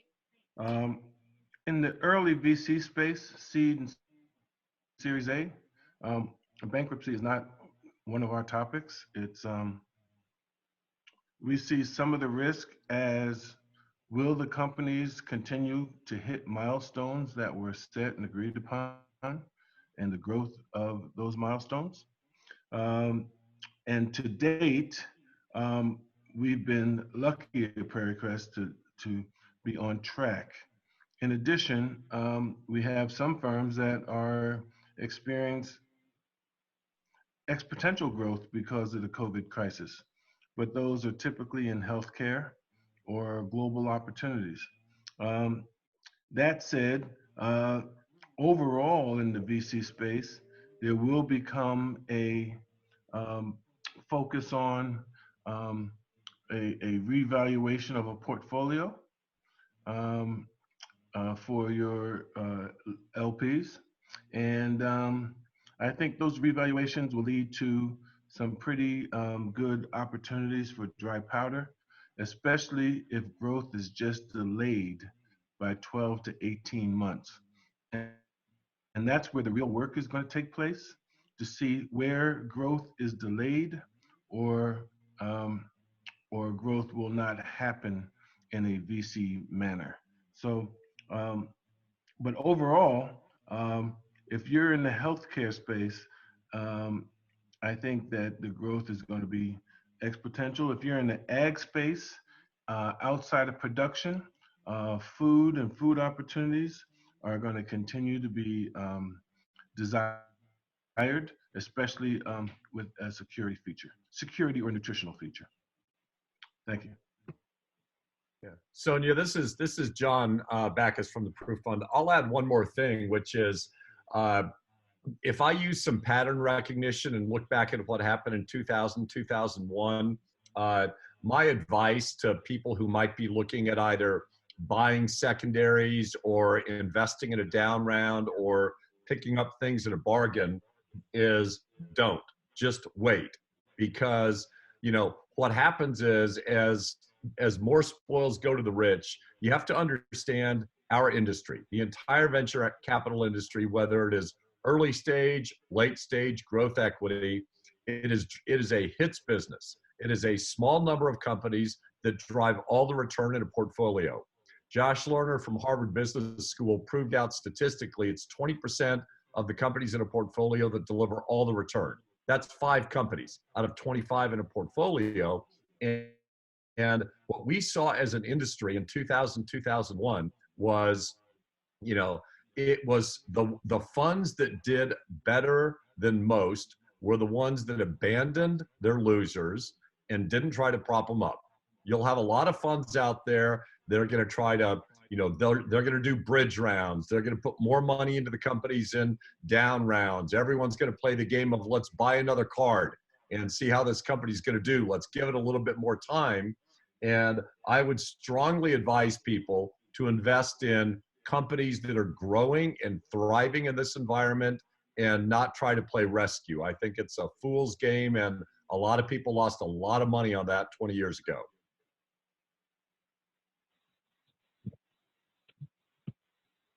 This is Paul Bodnar. White, that was well said. Good, Paul. Yeah, this is Paul with CM. Just kind of as a follow up on that, you know, I think that's a great point in venture, and I think it really applies to, you know, Sonia mentioned, you know, the restructuring side, and you know, you can look back at you know, everyone kind of remembers 07, 08, and people that went in and said, hey, this is a bargain company, this is a bargain deal, and this, you know, this housing business or this roofing business, but you know, out of this crisis, I think a lot of people have made a point that things may look a little bit different. So whether that's, you know, a lot of noise has been around, you know, commercial real estate. Is there a need for less office space? You know, there's going to be some of these trends you don't know. So diving into these opportunities that may look really attractive now, maybe from a distressed seller, you know, maybe it's not so attractive. So, you know, oftentimes that first wave of distressed opportunities isn't necessarily the right time to pull the trigger. You know, I think being patient can pay off.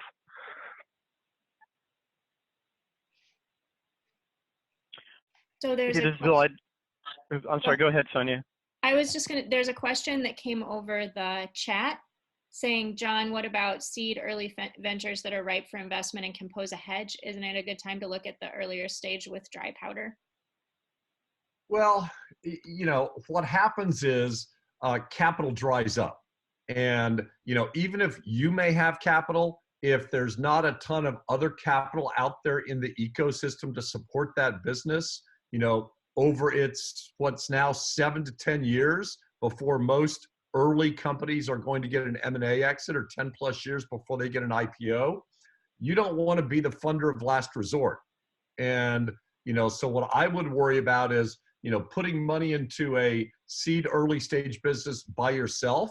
Now, if it's led by a top group out there or a top syndicate in a brand new financing, it's a bit of a different story. But, you know, you just don't know what's going to happen, you know, 2 years down the road, a year down the road when it's going to raise its next round. You know, I'm just saying that as I look back at 2000, 2001, you know, people circled the wagons. Capital became scarce in 2000 up until 2 years ago was the last year, I think, as an industry, we raised more than $100 billion. And that was before growth equity. So funds had a ton of dry powder, but they were not deploying it to new opportunities. So I would just be very careful. Sit and wait, you know, maybe 3 months, 6 months, just, you know, don't feel like you need to rush in right away. Right. I just wanted to jump in on that question as well. And I absolutely agree. You do have to be selective. One of the things that we were seeing in the blockchain space was there was a lot of money getting poured into ideas that probably, you know, weren't going to have, you know, a long shelf life. And I think just going back to the whole ICO craze, you know, you saw, you know, hundreds of millions of dollars into the billions, you know, being poured into projects that very likely were going to have high binary outcomes. And while we think that, you know, a few people are going to be big winners there, there's going to be a lot of zeros. And I think even more so right now, you absolutely have to be selective. I think that's an interesting way to think about it, as far as if you do have high conviction over something, it can act as a hedge, because obviously if you've got a company, you know, that's doing well in this kind of an environment, and even, you know, beforehand has a great idea, looks like they're going to have some good momentum going forward, then it can be compelling. But I think that more caution at this point is probably better, but absolutely there's some great opportunities that are still out there. When you think about it, this situation has just sort of overcome us in the last couple of months. You know, what's changed in a lot of things, or, you know, from the last couple of months to a few, there's still very good ideas that are out there that are worthwhile investing in.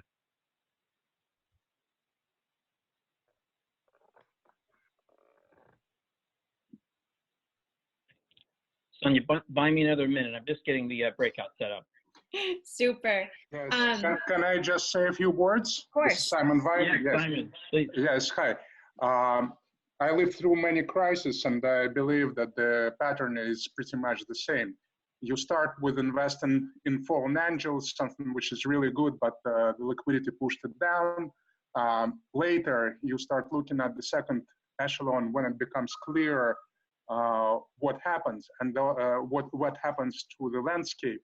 And only at the third stage, you start looking at the low delta options, meaning something which is very promising, but is highly binary. So that kind of resolves the conundrum of when to invest. You start investing right now, and you continue going in waves through the period, but it's very important to structure your capital allocation correctly, because if you invest too much at each stage, you will not be able to invest later. But overall, it is a very optimistic scenario for those of us who is not afraid to invest, because yes, there will be a consolidation. Yes, there will be cleaning up of the whole universe, because the weak players will leave, and we will not need to choose between hundreds of contenders. There will be only tens left. The choice will be much easier. So it is good for everyone, and I kind of disagree with the idea that it will take 4 years to figure out all the stuff. Remember that fiscal stimulus is huge, and we're talking about the second one. All this money will go back in the market, and people will forget about the financial guys will forget about what happens in real economy. Just notice what happened today. Historic high in unemployment claims, and the stock market is not moving. Thank you. Sonia, a question. It's Rob Colorina here. Question for Chris. If recovery is not a V but a W, and you know there's a reoccurrence of Corona or the like, what's going on in the mindset of these either credit officers or hedge fund folks as to forbearance and recovery? Are they going to sort of follow what comes from Washington vis-a-vis the sort of corporate mandate?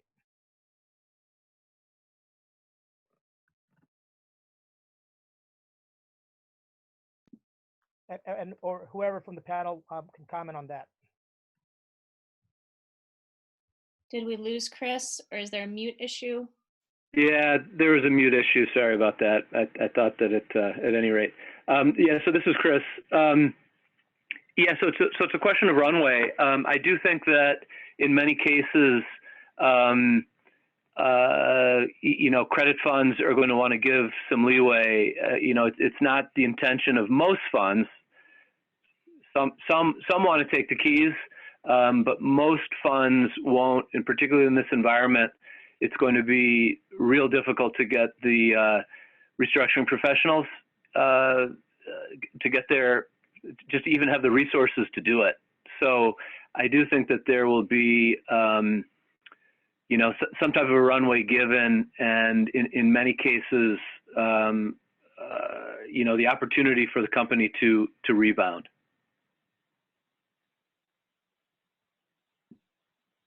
So just so that everybody, so that nobody misses it, in the chat we had someone speaking for Paul, our panel member who got pulled away at Life Science Venture Partners, sharing the silver lining for them that they're sitting on dry powder and valuations are now much lower than what they could have hoped for.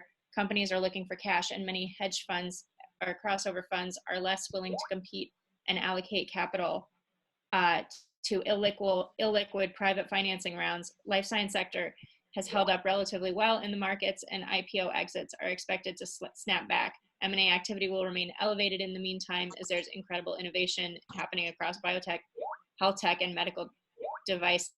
So while we were talking about silver linings, I wanted to make sure that everyone got a chance to see that one. Can I try to answer the question and offer my answer to the question about the second wave? I've been, living through all the second wave fears for years, every crisis, and actually they almost never occur. Everybody calls in the situation in 1932, but not now. Again, the difference is the liquidity and activities of the central banks. So my forecast, based on all the stress which I had in my life, is the following: in the next 2 months, more or less, the infrastructure for the medical field will be established. There will be few new medications, but they will be there, and we will have a visibility when others will arrive. And even if we have the second stage of this pandemics in September, the financial markets will not react to it.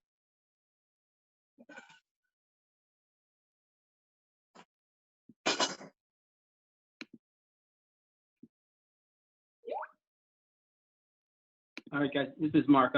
I'm trying to be resourceful. Last time we did these rooms, we had a small number of people, so I'm testing something where we're all going to be assigned to the main room, and then you'll be free to join a particular room. So it's going to take another minute or two. So any last comments? You've had all these panels, and, dust up in the air. Any last thoughts, comments? I'll put a comment out there. Someone mentioned in the chat about Uber being formed in 2008. And it is true that great companies are often formed in times of distress. In fact, if you look back, over the last 20 years in venture, some of the best companies, whether it was Google, whether it was Facebook, whether it was Uber, whether it was Airbnb, were formed in times of economic distress. We generally find that some of the best disciplined companies get started when times are tough. They tend to be closer to their customer. They tend to have, a product that is important, not something that is just ephemeral. They tend to be cost conscious. So I'm not advising people not to invest. I'm advising caution. There's no need to do something tomorrow. The private sector is different than the public sector. There really isn't a bottom, and prices get revalued all of the time. In the public markets, they don't in private markets. Okay, I think I've got it figured out. Thank you for that, John, and everybody. So I've set up, I've consolidated from 19 roundtables to 11, but keeping a main room open. I'm going to assign everyone to this main room. You'll come back to this main room at 12:30. We'll do 2 sets of roundtables here, 11:30, 12 to 12:30. You can stay in the one room. You can do what you like. Those who are moderators, and I'll come back to the list. Some of them you're going to see in the chat. You'll see how I consolidated everybody, or all the roundtables. But in the if you're you'll be like a co-moderator, just to decide among yourselves who will speak on behalf of the group, but you all can. Each moderator can, but just try to keep it to a minute or two as we all come back together. And if you see in the chat how these were, but it'll be obvious to you as I'm going to click this button, and as you do, your phone conversation will move and it'll only be heard by those people in that room. And if you know, and we'll keep the main room open, which is this room, and we'll all come back here. And if you've got questions, you know, go to the chat. And I wouldn't be surprised if this doesn't work. And if it does, then we'll try it again. But it worked for us yesterday, the day before. So here's wishing us luck, and then co-moderators, please. You know, I'll flash on the screen again the guidance notes. And thank you, and talk to you everybody in about an hour.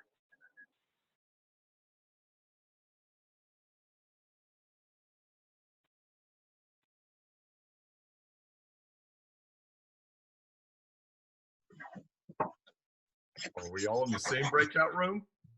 I don't know how this works. Hold on. Go to breakouts and choose which room you want to go to. How do you see the rooms? Go to breakout rooms at the bottom of your screen. Mine's not there. Yeah, it doesn't show that, Mark. Mine says the only option is leave breakout room. That's what I have. That's what I have. Same here in Tokyo. Scroll right. So do we hit leave breakout room and then click where you want to go? Swipe right, guys. Swipe right. Isn't? Yes. No. Sorry about that. Or just type in the chat which breakout room, and I could assign you, but I made them all open. Huh. So does it mean that we've already been assigned a breakout room? Is selecting the breakout room. No, you're in the main room.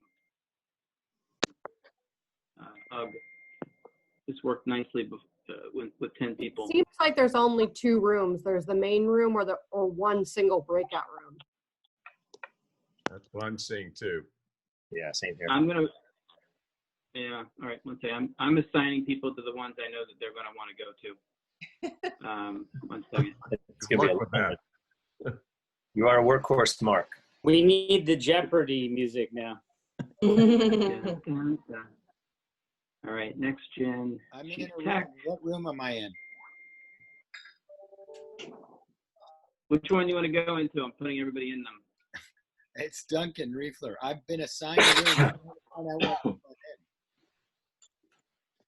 Paul's going to media. But you're able to choose your rooms.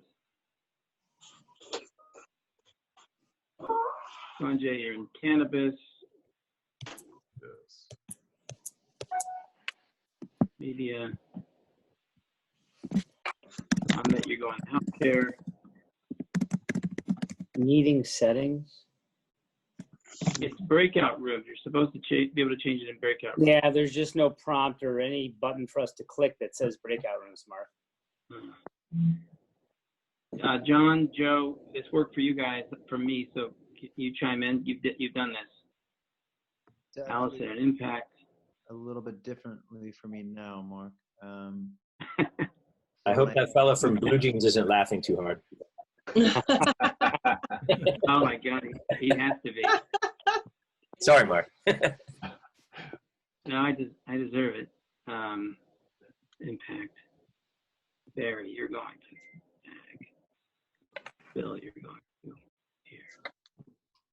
Jasper, you're going to. Hey, Mark, I think I figured something out. If you hit leave meeting, yeah, then you can go back. It takes you back to the other screen, and then you see a join breakout room on the bottom navigation. So everybody hit leave meeting, and then it'll take you back. Leave breakout room, because I don't have a leave meeting option. Oh, okay. So yeah, hit leave breakout room, and then it'll take you back to the next main screen. And then it'll have a bottom navigation that shows join breakout room. And so mine is impact. So you should be able to do that. That's how I got in. Allison, it says return to main session for this. Yeah. I tried what the young lady just recommended. It only gave me the option to join the main room, which I was assigned to. Same thing for me. All right, let me. Oh, so unless you're assigned, it won't work. All right, we're gonna do this again.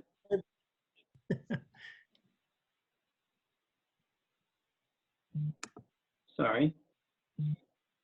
Tell you what I'm gonna do. I can flash my video so you can just see how silly I look. In the meantime, I can do this. All right. Hold on. I have a birthday hat on. My kids give me by tradition. All right. Easier than me, Mark. I've got a Corona beard going. You want to see I it? tried leaving to go to the breakout room and it just disconnected me from the main call. Yeah. All right. So we're gonna. Same here. I have everybody to open all.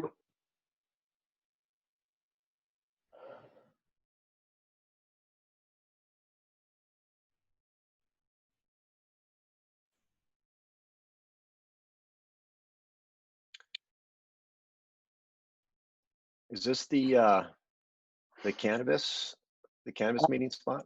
Well, if it is, I'm in the right spot. I'm just impressed by so many numbers. There's 38, 39, 37, changing. Is that Mark? Yeah, this is I'm- Mark Singleton. This is Vlad. I'm in the cannabis room, but I think Scott is also supposed to be in here. I think this is the main room, actually. I would agree. I think we- this is what's left of the main room. Is this the main room I still? guess so too. Right. Trying to sort that out. Sorry about that, guys. This No is. problem. Hey, Joe. Tell me what room this is.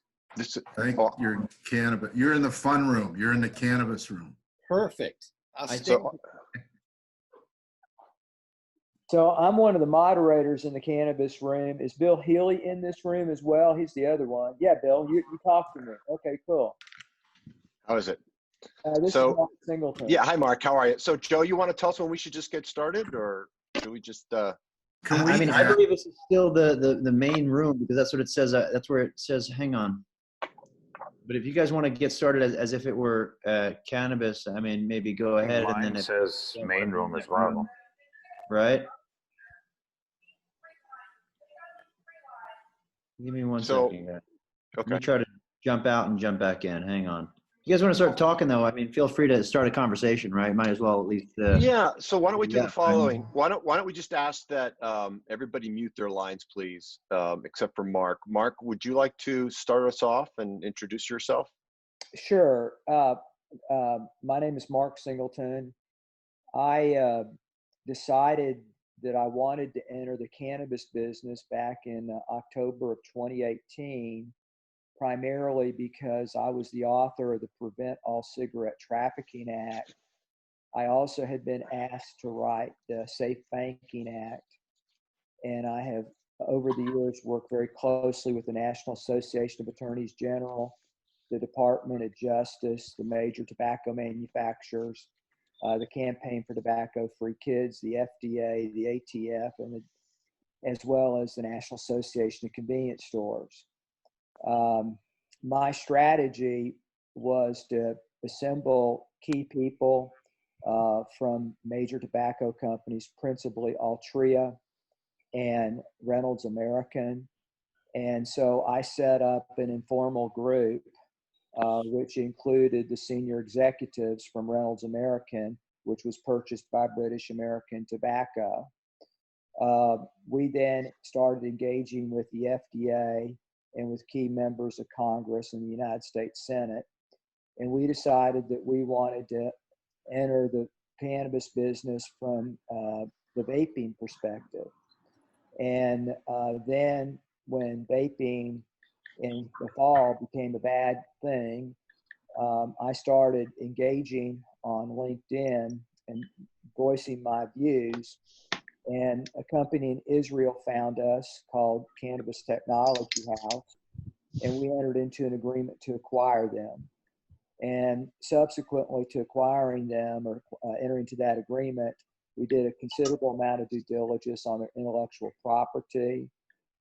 In January of this year, Bloomberg carried a story on our company, and we are now under NDA with all of the major tobacco companies in the world. What we're doing is we're splitting up our technology rights between tobacco and cannabis, and with the strategy to exploit those rights separately. Our business model is different. I think most people in the cannabis industry don't like me, primarily because I'm so closely aligned with the FDA and the ATF. But we're focused on federal legalization and entering markets around the globe where, on a countrywide basis, the central government has legal cannabis either for medical purposes or for recreational purposes. So that kind of tells you who we are and what we're doing. Great. So I know we're mindful of time. I think we should probably try to finish this up at noon. So I'll briefly discuss or introduce myself very quickly. We're a dedicated asset management firm to cannabis specifically. We've got three activities. We did a $250 million NASDAQ listed SPAC last summer, sort of notable. It was the first and largest cannabis dedicated IPO led by a bulge bracket firm, Credit Suisse. We're in the process of looking for targets to de-SPAC, as they say. It's sort of for those of you that aren't familiar with it, it's effectively a blank check company looking to merge with a private company at the end of the day goes public. The other two efforts that we're focused on is we have a dedicated direct lending fund, specifically dedicated to the cannabis space. As many of you know, there are no traditional lenders out there, either alternative credit managers or banks. We're raising $100 million for our first fund, and that's ongoing right now. And the third thing we do is our opportunistic growth equity capital. So when a co-invest opportunity comes along that we get excited about, and we focus on that. In fact, I may reference some metrics just for purposes of an example by just how cheap things have become. That's our background. We're four guys, four partners. So here's my very important disclaimer. Many of us are ex-emerging markets debt guys that started our careers in the mid-1980s. So in our heart, we're skeptics. At the end of the day, everybody gets pushed out of a 40th floor with, screaming with the building on fire. It's usually the way the emerging market stories end from our career perspective. And a couple of the partners are also cannabis operators. Our managing member actually started from scratch a company by the name of Papa and Barkley in California from scratch 4 years ago, in which I was a friend and family investor as well, which actually it's one of the leading brands in California around balms, tinctures. They don't grow, they don't have retail, but they own the whole value proposition and value chain in between, and attracted the likes of Tiger Global as investors. And they bought the 100,000 square foot complex, Kmart and Eureka, and it's a very, very good brand. It was through that operating experience that my friend Scott Gordon, it was through that operating experience that he had as chairman of that group that led him to this conclusion: gee, we should really dedicate ourselves as an asset manager to cannabis. And the last thing I'll mention is one thing that really jumps out at us as guys that have managed billions of dollars of credit risk across multi-jurisdictions worldwide over the past 30, 35 years, is I think there's two elements of shall we say, alpha, as people like to say. And I think one is just the spread or the value that is embedded in some of these opportunities, be it credit or be it equity. You can buy some really still cash flowing, cash positive businesses, and you can lend to them sometimes on very attractive yields with low LTVs, and effectively be the only person on the capital stack. The second thing, though, that I think is very important to recognize is that there's our premise is that the institutional investors will come. It's just a matter of time. Our business model isn't predicated on them coming tomorrow, but again, we're very shaped from our emerging market debt experience in the late 1980s. If anyone had said that the emerging market debt would become a multi-trillion-dollar asset class years later, it would have been laughable. So our view is that this thing called the cannabis sort of secular story, you won't be able to put the genie back in the bottle. And I think you're also seeing some very interesting dynamics as a result of the COVID-19 about consumer spending habits, and the state municipalities recognizing it as an essential service. And I think the comments from the lieutenant governor today about, hey, budgets in states are going to be, in the forefront of people's mind, unlike the federal government that can't just print money.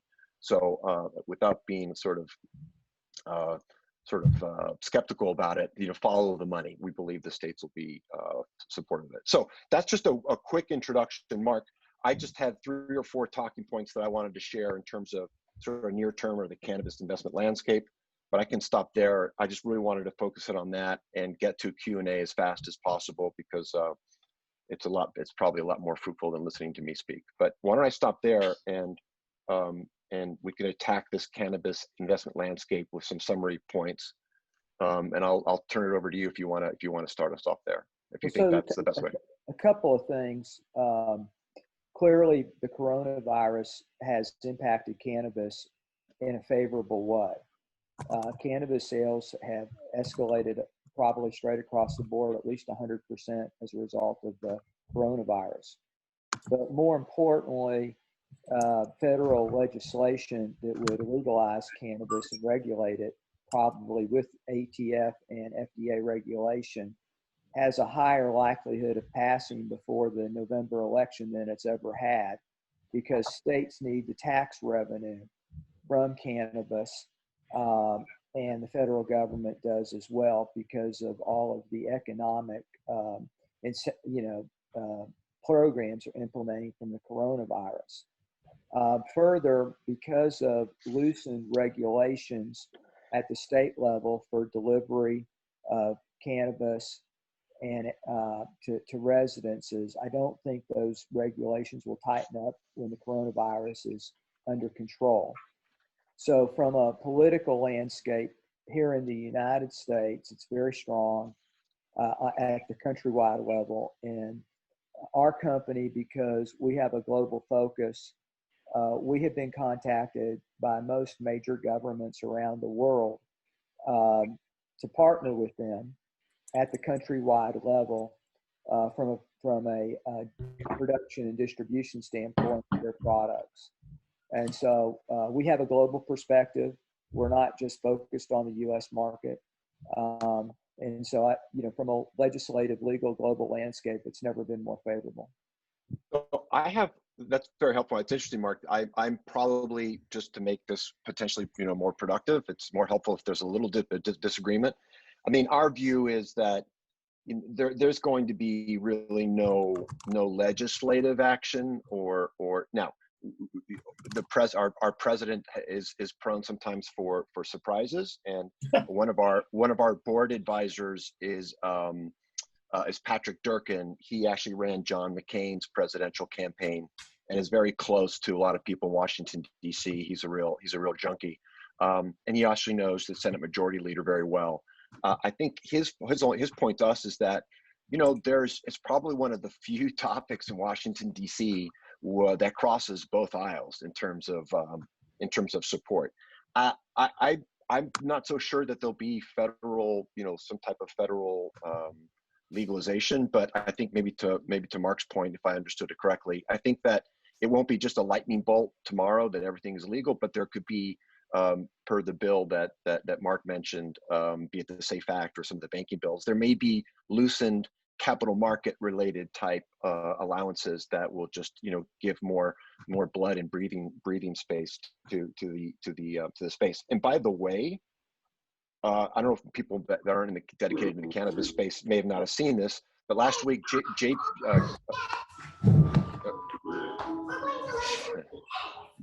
somebody got a phone call. There was an announcement by Charlotte's Web. For those that may not be very familiar with who they are, they're the largest legal hemp-derived CBD business in the United States, and they actually announced a credit facility agreement with J.P. Morgan. which is kind of a big deal. But let me just say a few points. So I think here's my sort of summary points is that I think the coronavirus, the sell-off sort of expedited this sort of cannabis 1.0 death march that, I think it sort of is flushing out the system. And, we could talk about, what those underpinnings that made the industry weak, vulnerable, whether it was a discredited public market in Canada, the fact that there's no dedicated capital, family offices. But anyway, I actually think that this coronavirus is the sell-off is expediting this sort of death march, as we call it. I think this evolution from early stage investing and growth is now going to real revenues and what generates EBITDA. So I think you're going to get more discipline in terms of people looking at deals. Watch out for down rounds. Someone mentioned that today. They haven't happened in a lot of these VC portfolios that exist. They're going to happen. They haven't happened yet.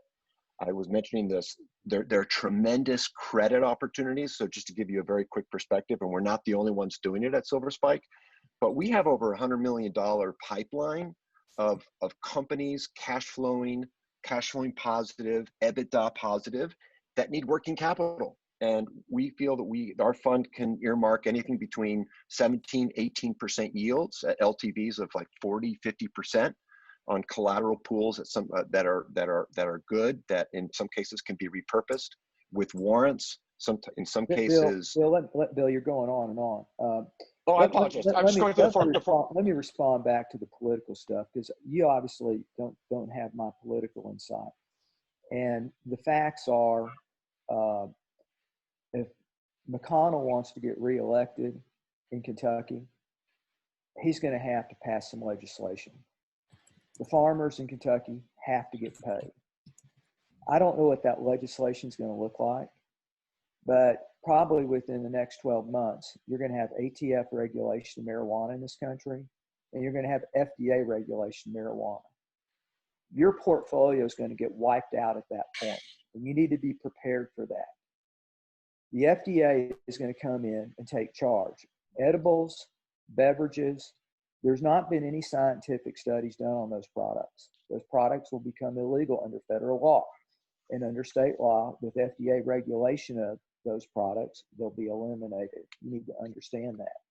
So is this a land grab, Mark? Go ahead. Ask a question. Sorry, Scott. I apologize. Please go ahead. Okay, so do you anticipate that this is a land grab, what you're describing? The big interests are going to come in and basically slow it down, just as they did with steel, with oil, with mass transit? Well, I want to make it absolutely clear. I'm aligned with global consumer product companies. I'm aligned with the National Association of Convenience Stores. I'm aligned with the Campaign for Tobacco-Free Kids. I'm aligned with the FDA. I'm aligned with the ATF. That's my political coalition. And I don't think that the marijuana groups, NCIA, and so forth, have any political capital at all in Washington. They talk about creating jobs. We've got 150,000 jobs in marijuana in this country right now. Those jobs don't mean a thing. So, Mark, you've got over 2 million jobs right now with the National Association of Convenience Stores. They have political capital. There's not going to be any marijuana legislation passed at a federal level in this country that doesn't permit the convenience stores to operate at the state level. Now, let's understand the state level, because people need to get a perspective. The state of Louisiana has legalized the sale of medical marijuana through convenience stores.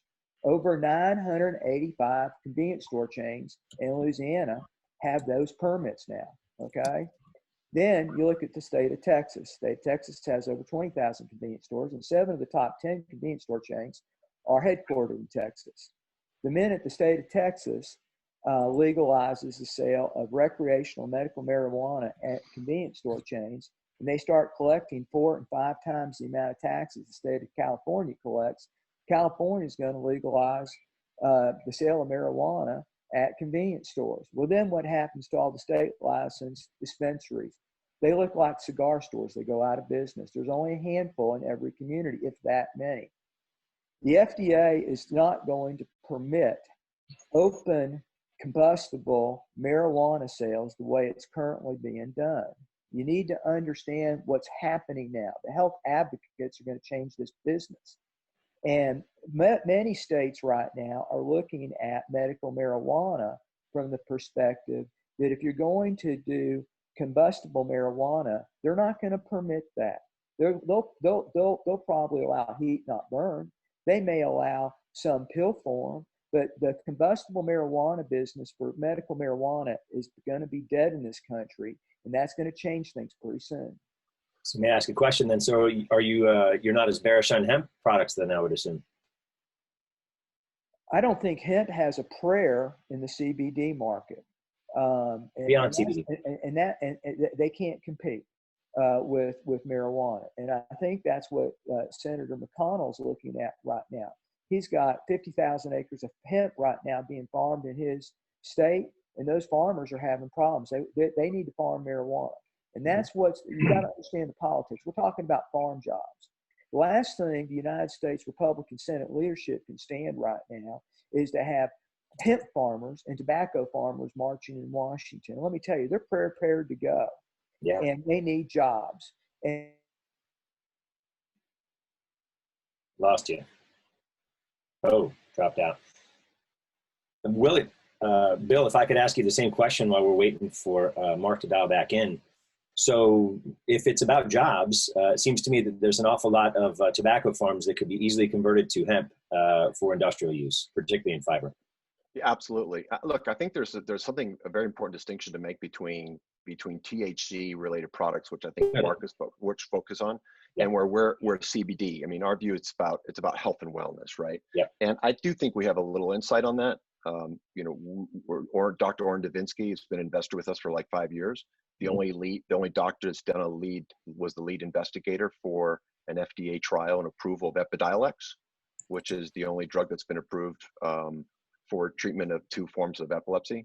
My daughter's epileptic, I'm very aware. So yeah, so Dr. Devinsky's been runs the NYU department at NYU in epilepsy and neurological. So I do think, but I think the issue is about oversupply. You know, we've sort of stayed away from cultivation and retail, the 2 bookends that we don't like. We don't think there's really much a value proposition there. So I think the point that needs to be made is that what we see and visit a lot of these companies, the overproduction in terms of and the hemp production is huge. So I think that a lot of people got very excited about hemp, thinking it more as a CBD and the excess supply. I mean, we met someone in Colorado that the warehouses you could see as far as the eye could see, that they were saying that they could have enough extraction from biomass that could supply all of the United States for the next 2 years. Yeah. So I think there's this imbalance as well regarding.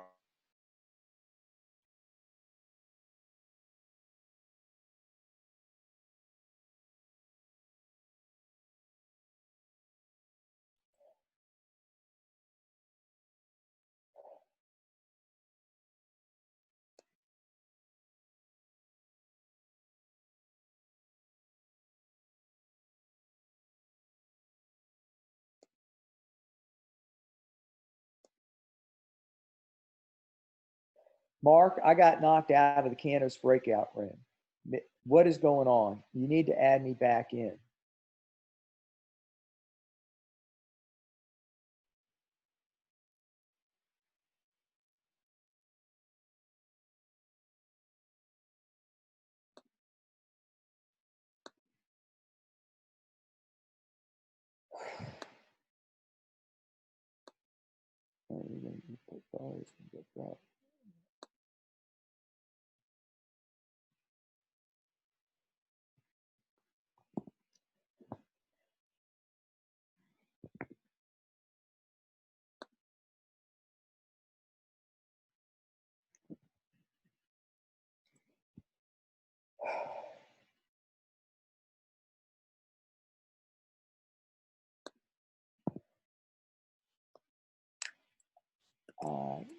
God.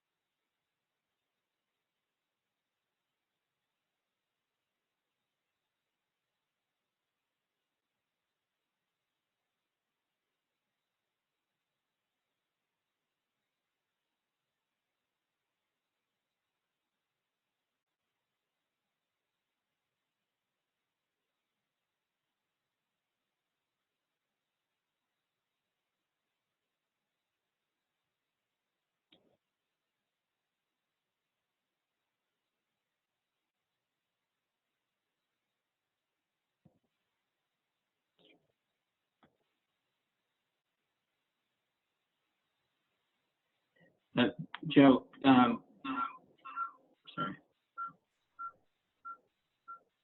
Can you hear me? Can you hear me? Yeah. Hey, Mark, I can hear you.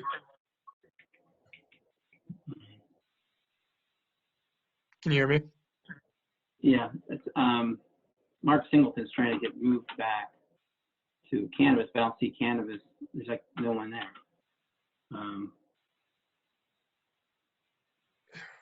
Yeah, I gotta get better with Zoom, honestly. I'm not. Yeah, I'm not we all do. This was not good.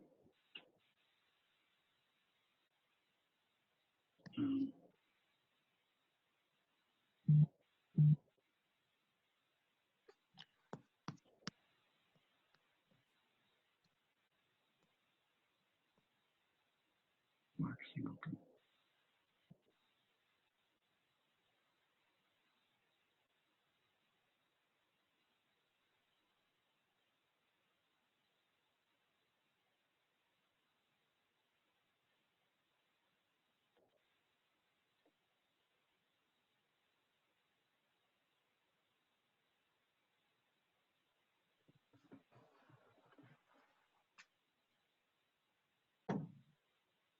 Is there anyone else on this line that you need, where someone needs to be moved?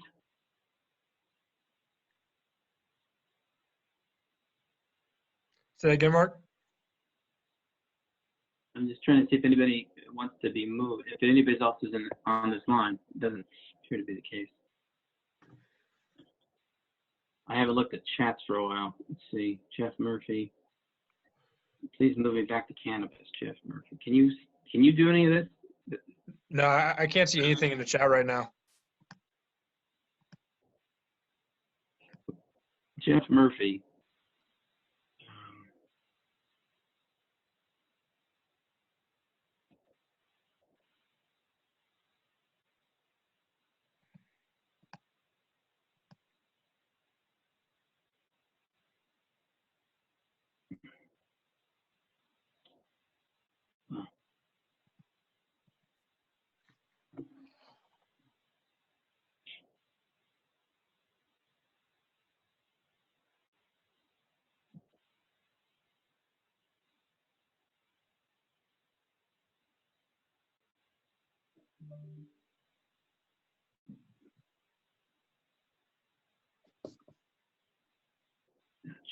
Get back to cannabis, okay. I'm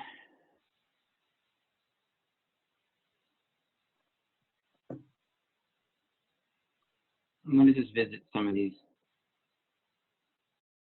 Really interested to see what the Q1 numbers look like. They'll come out in about a month or so. It should be a but I think they crazy are number. going to get a boost. We're looking for a crazy number, right? Yeah. I'm hoping for one. Yeah. Because everyone is staying put, right? So I know one of our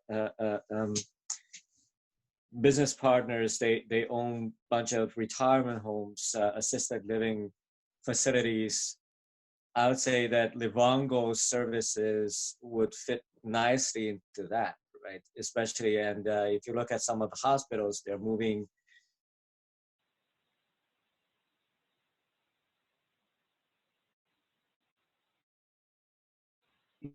Hello?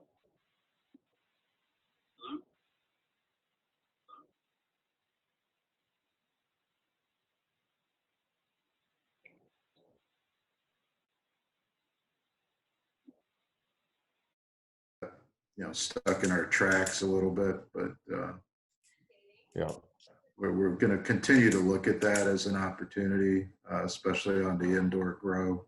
So, yeah. All right, I have to jump here. It was good to meet everybody. Nice to meet you. Hopefully we'll catch up again soon. Yeah, that sounds good. Thank you. Nice to meet you. Thank you. Right. Bye. So are we all supposed to jump off here and? Yeah, I don't know how this works. I think there's the main meeting room, but I have some other calls and stuff I got to deal with. It just came up. Well, it was nice talking to you, and try to connect as well down the road. Thank you.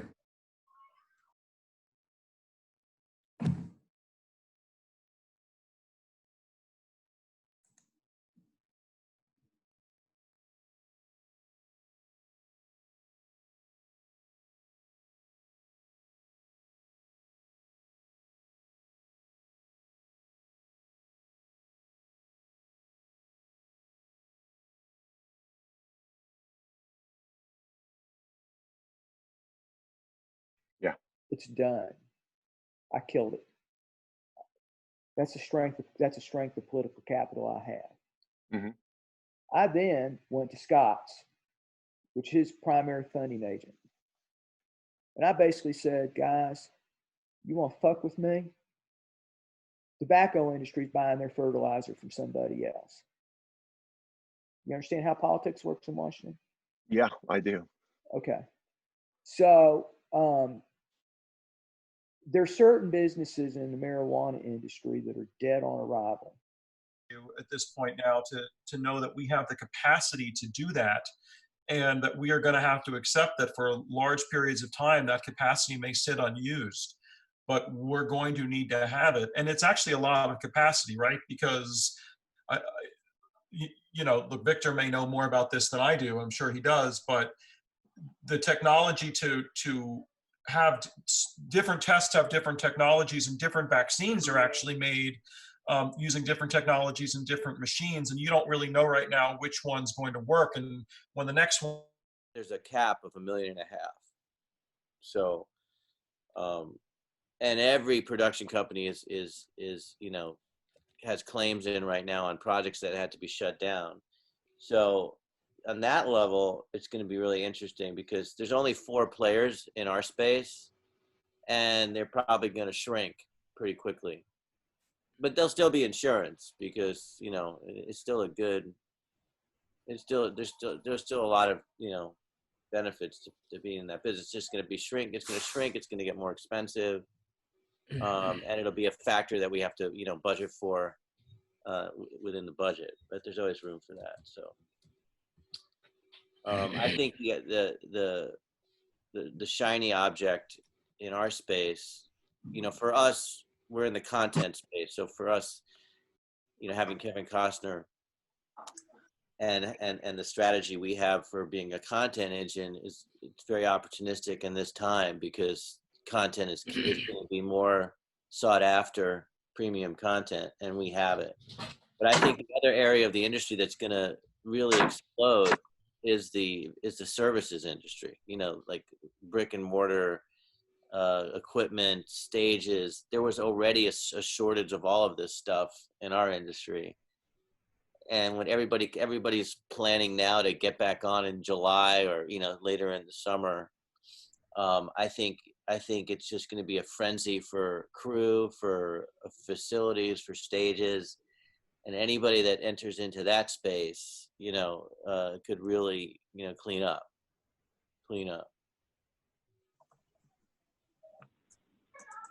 Ken, I'll agree with you on that. There's a significant CapEx factor into that industry. But the other thing that is going against it is, and I think most people realize this at this point, there's only so many dates on the calendar.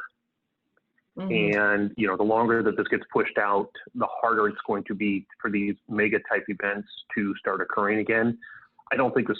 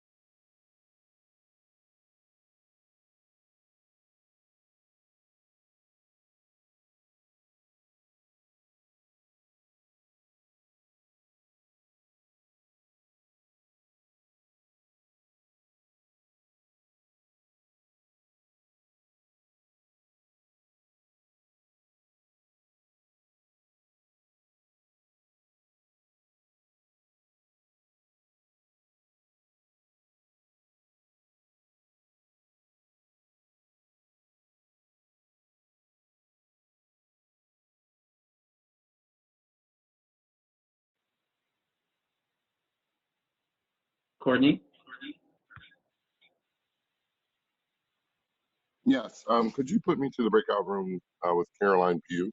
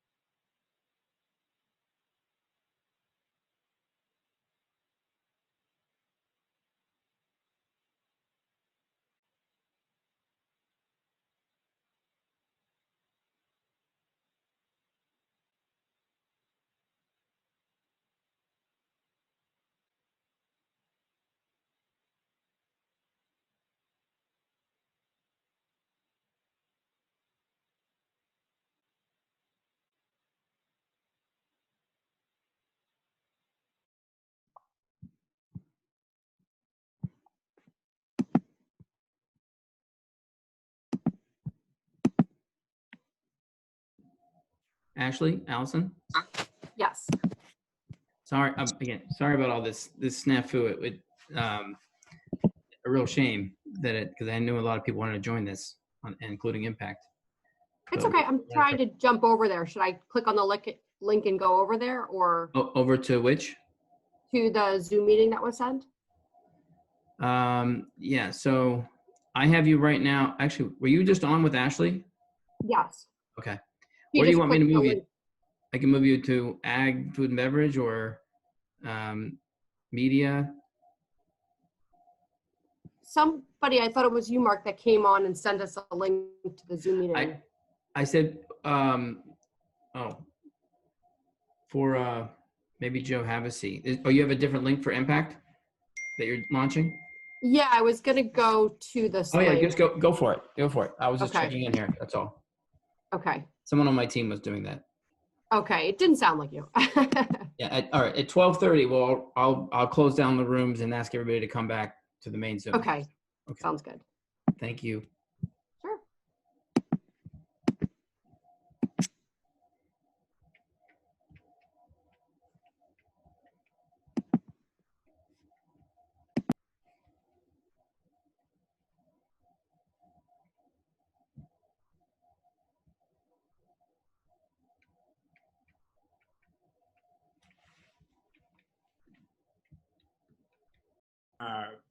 But everyone we've talked to is eager to get out of this. And do you see any traction on the lobbying with Congress, or like what? It's very interesting. I haven't heard of that. I mean, it makes a lot of sense, right? But the group called ROAR, and they're working together with some of the national unions, Restaurant Owners Associate something. I haven't talked to them since they formally formed, so I can't really speak to that. What I will say on the tech and the investing side, though, is that CPG valuations in retail stores are dropping dramatically, and the word correction is a little strange to use in this setting because it has to do with unprecedented times, but we are seeing real estate technology finally experience the correction that it needs to. So. Okay, thanks, Will.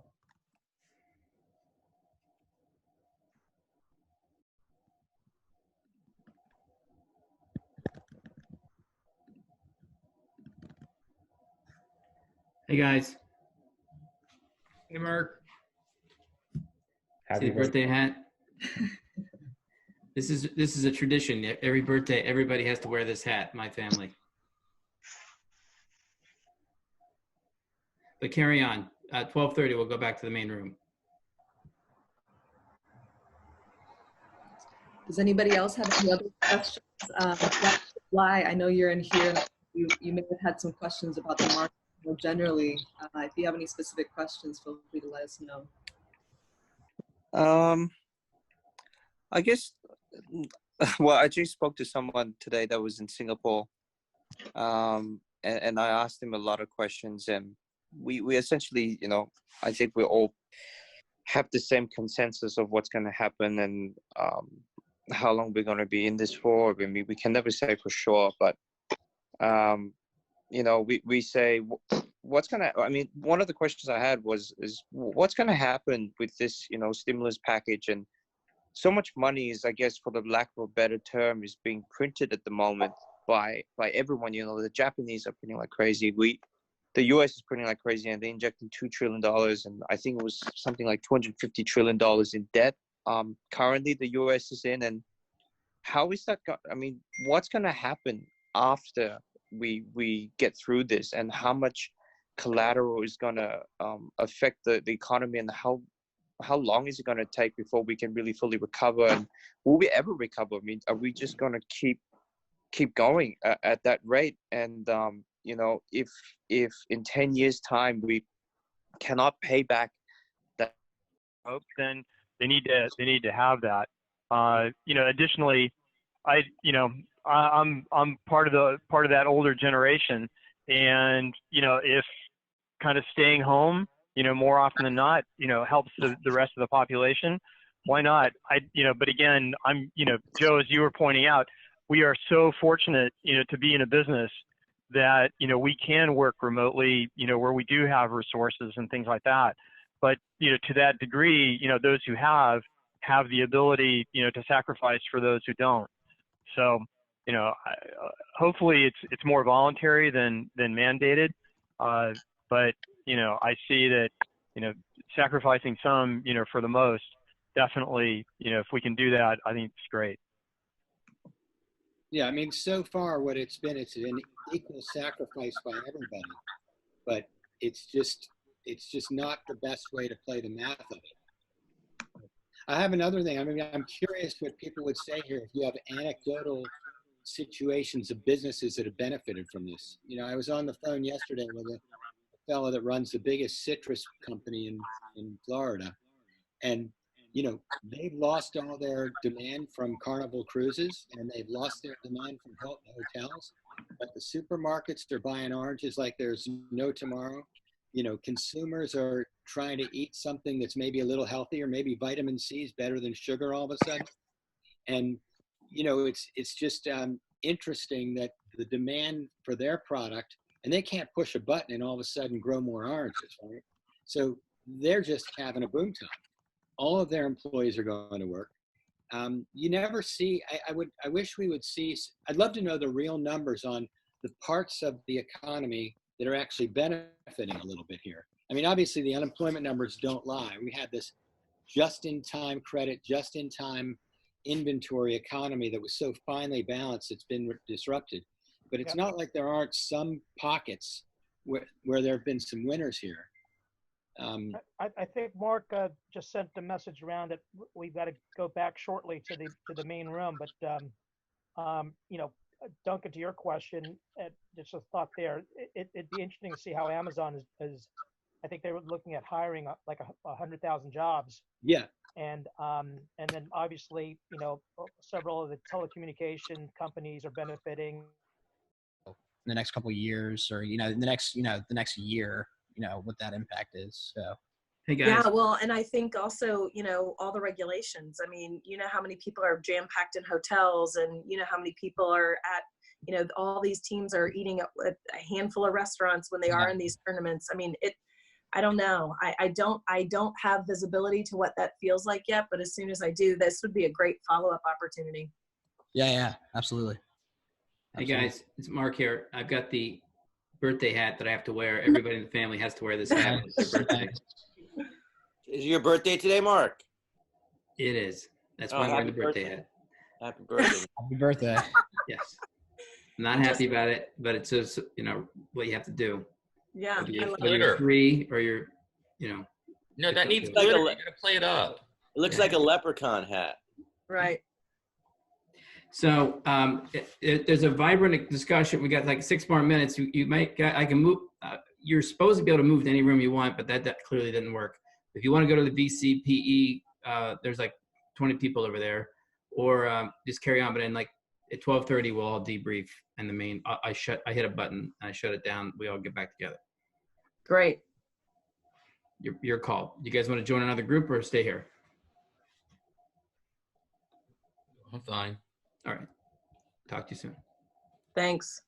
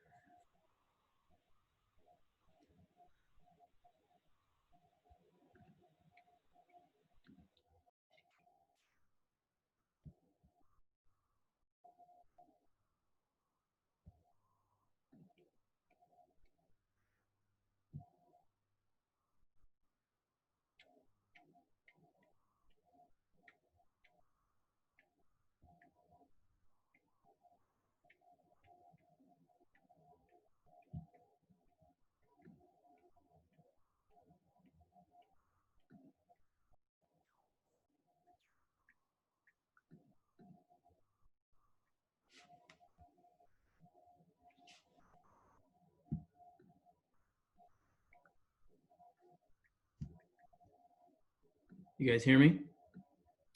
I hear you. Okay. Where are we now?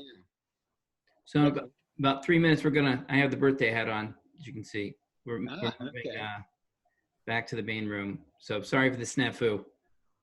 What room are we in right now? You are in the VCPE credit room. Oh, okay. Okay. Okay, people have just signed out from that.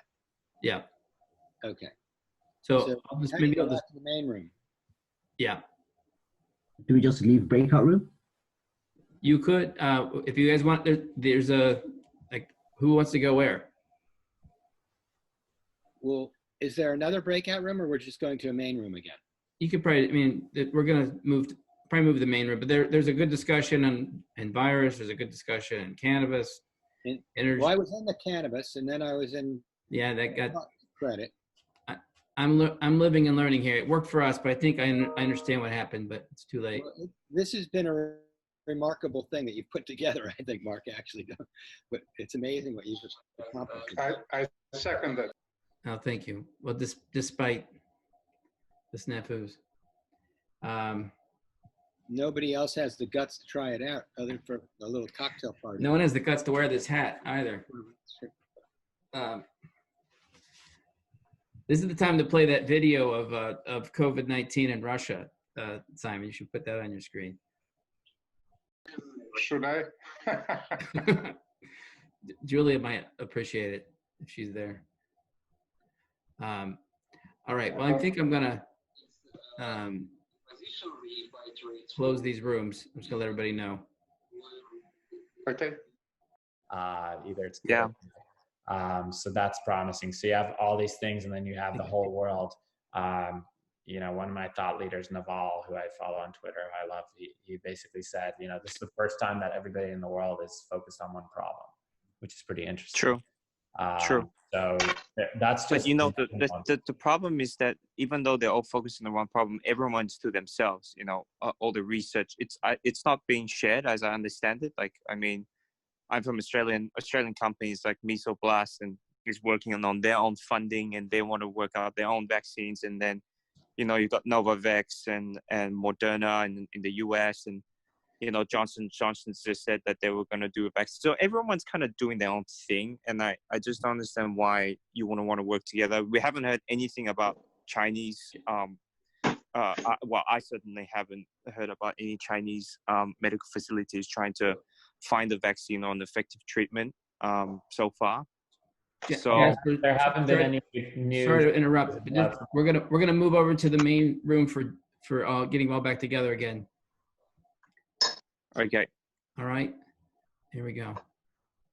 And of course, John, you're loving this. My snafu here. You'll have to teach us how to do it on Blue Jeans. Next time. Yeah.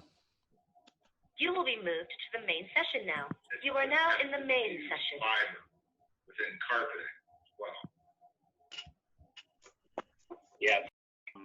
Just a couple of comments. I mean, I think hemp,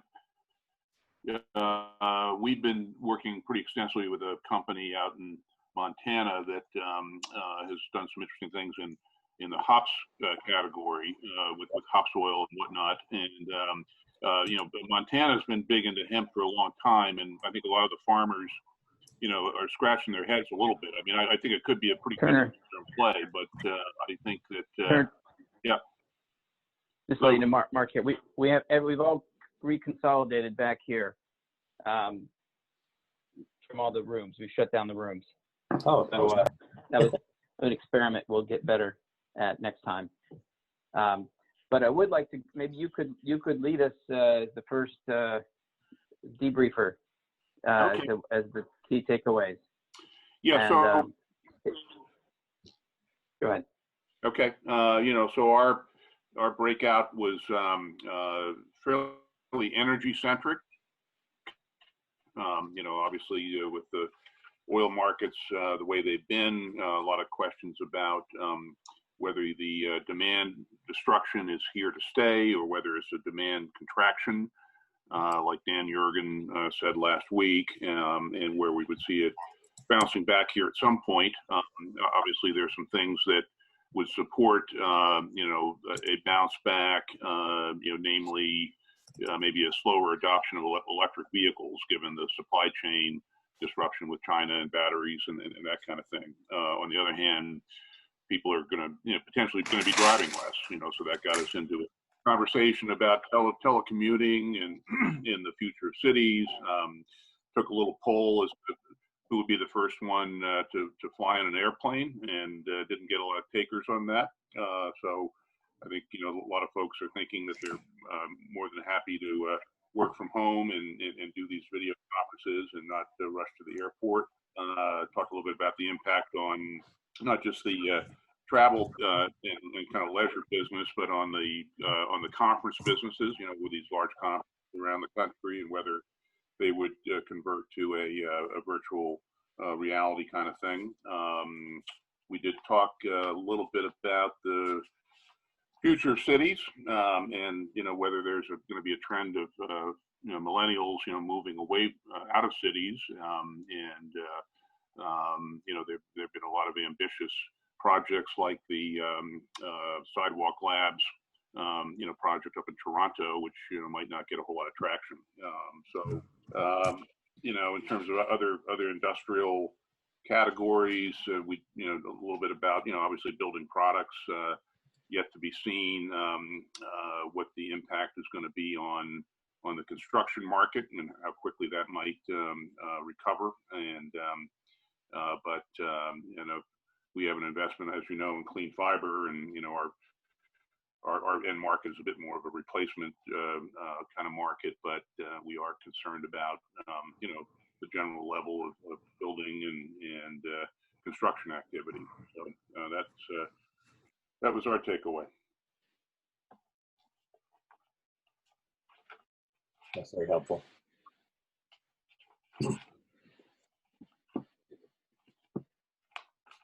This is Mark Singleton. If you want me to do a cannabis summary, I'm happy to do that. Indeed. Please. Okay. Unfortunately, we got kind of broken up like everybody else did, but I think the summary on the cannabis. Muted. Pardon me? No, he's not. I think the summary from the cannabis industry is clearly sales in cannabis are up pretty much so straight across the board, 100%.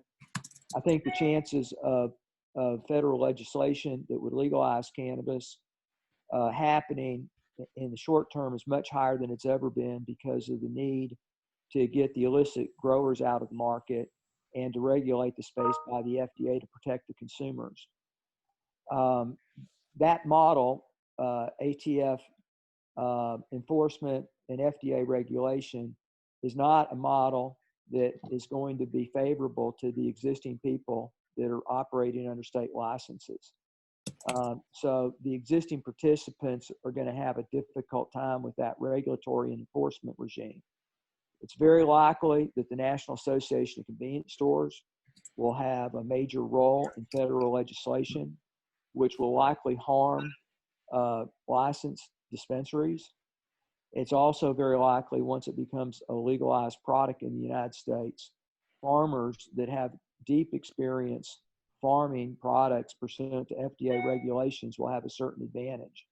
There will also be economic advantages that for distribution that don't exist in the West Coast, because traditionally our distribution model in the United States moves from east to west. So under a federal interstate model, some of the pioneers in this business will have economic disadvantages.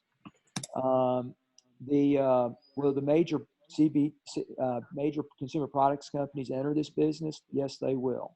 However, it is very unlikely, for a whole host of reasons, that they would acquire any existing companies because they didn't do consumer product trials before they started selling products. They violated federal law, which means the tobacco manufacturers can't acquire them. They're precluded by the Master Settlement Agreement from doing so. And, you know, the early participants, I think the market for them looks pretty bleak.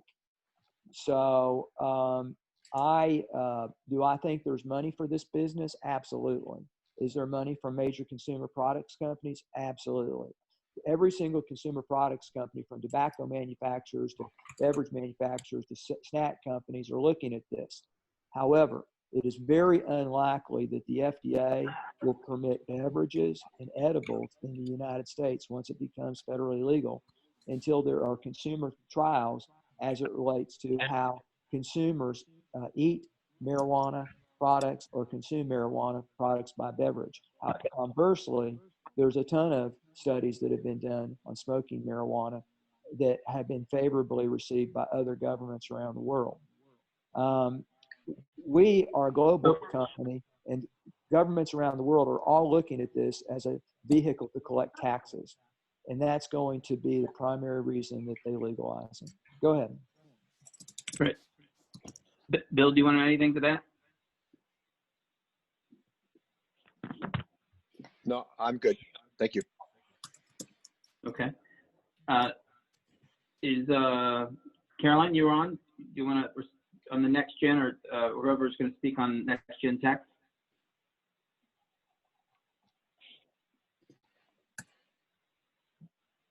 Any members from next gen? All right. It's a pretty vibrant group over there, so I'm surprised. So let's move on to, how about, sorry, Mark, if you want, I was just getting my headphone back in. That's okay. Well, yeah, hey, sorry, from Next Gen and Tech. High level summary was going through sort of how video chat has changed day-to-day work, what we think the future impacts will be. We all sort of agreed it'll be longer term. We think Zoom will fall a little bit, but people will be more hesitant to return to their offices. Travel will be affected. I personally work in the hotel industry, and we believe travel will be sort of one of the first, business travel will be one of the first things to come back, but it'll be different. It'll be more around things you really have to be there for, and our equity raising, fundraising partners are out raising opportunity fund right now and having great reception over Zoom. So we do think that will change the dynamics of future travel and future use of these video platforms. And then we got into some longer, more discussions around what the future looks like as a result of COVID, as a result of the unprecedented printing of money the federal government is doing, and whether we talked a little bit about whether blockchains will come into play and a single global currency will take over. We were pretty negative on that idea, but historic times, and if this lasts for longer than 3 months, who really knows where the world is going? So, thank you. wasn't it your father who said we're in for World War III for 3 months? Is that the quote? 90 days, yeah. What's his view now? That was 2 weeks ago or so. What's he thinking now? We think it'll go a little bit longer, but there's a lot of really positive work coming back on some of these tests, and testing is the key to everything. If we can test like South Korea has been doing, some of these other countries, you can isolate and you can send people back to work quicker because you'll know they're either positive on over the curve, or we can do really rigorous quarantines on those who do test positive. So while a cure isn't anywhere on the horizon short term, there's a lot of great tests coming to market now. Will, if I could ask, you mentioned earlier you're kind of negative on blockchain. Had you given any thought, or do you have any views on complementary currencies? Sorry, let me clarify. I was trying to express consensus from the breakout group. Yep. And we were talking about the likelihood that there's a single global currency, like Bitcoin, a global UN, whether it's Bitcoin or another currency. I don't have the expertise to say which coin that would be, but I think we were sort of saying countries value their autonomy too much. We see the EU fracturing prior to this crisis, and there's been some articles talking about with states closing their borders to other states potentially. What does that mean for the US? I don't think we're ever gonna split up, but I think just the idea of one single currency that the entire global order follows. And you could talk about the US as one of the dominant currencies. The idea of the US dollar being deflated was thrown around towards the end of our chat, but I don't have the expertise to talk specifically about which currency I think will win. And the subject of complementary currencies, not digital, not crypto, but complementary currencies, kind of buy local, but with a script, that didn't come up, or you don't have any thoughts on that? I personally do. We didn't talk about non-digital currencies. I think the U.S. dollar will continue to remain strong. I couldn't tell you which developing economies I think are going to be hurt. I've been focused largely on stabilizing our hotel assets here in the U.S. So.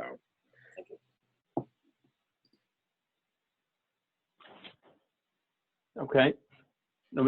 How about the virus healthcare group? Is that Eugene or others?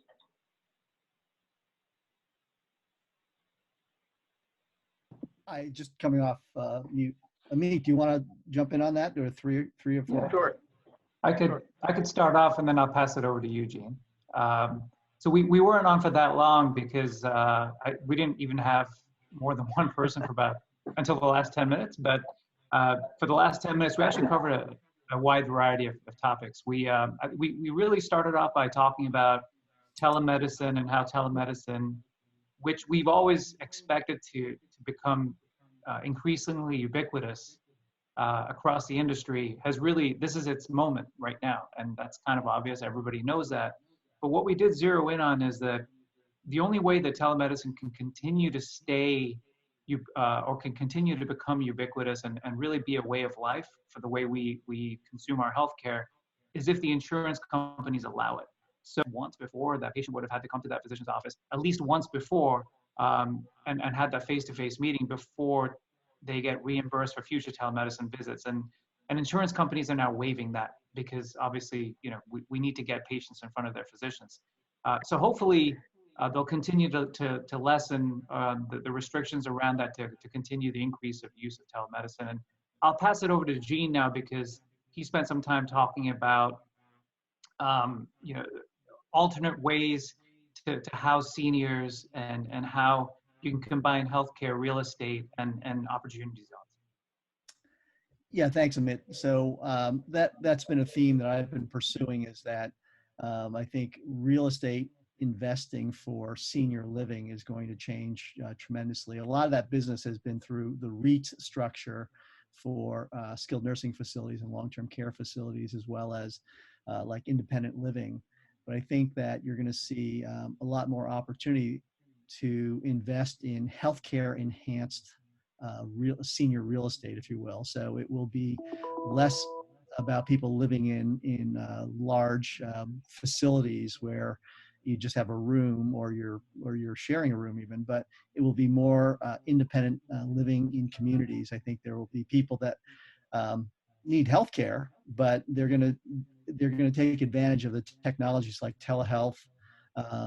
They're going to take advantage of other technologies that will allow them to live in their own home longer.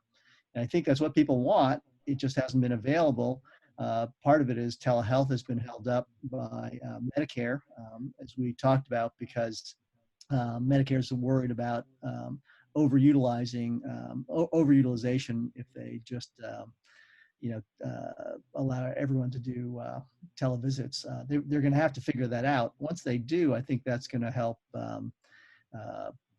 people who want to live their last years in their own residence and in communities. So I think that will be a pretty big thing going forward for healthcare, for real estate and healthcare investing. Gene, Great. Sorry to jump in, Mark. Do you have any sort of companies or innovations you've seen on the sort of alert side of things? I think we all have, we have currently an elderly family member we care about, or have unfortunately had them in the past. And sort of the number one issue we've had when my grandma is in a community like that is around alert. Like, she has a life alert, but have you seen any technology that's coming out that, in addition to sort of the push of talking to your doctor via telehealth, is actually doing there will be behind the scenes? Okay. Yeah, there will be a lot more, and we can glad to have this conversation offline too, but there will be a lot more. Part of the focus on the social determinants of health, which is coming into focus for a lot of companies because Medicare is starting to pay for these services. And that refers to non-traditional, not traditional healthcare services, but social services like housing assistance, transportation assistance, assistance with food and socialization. Basically, Medicare's realized that small investments in those social determinants of health will actually have very significant impacts on reducing the cost of healthcare.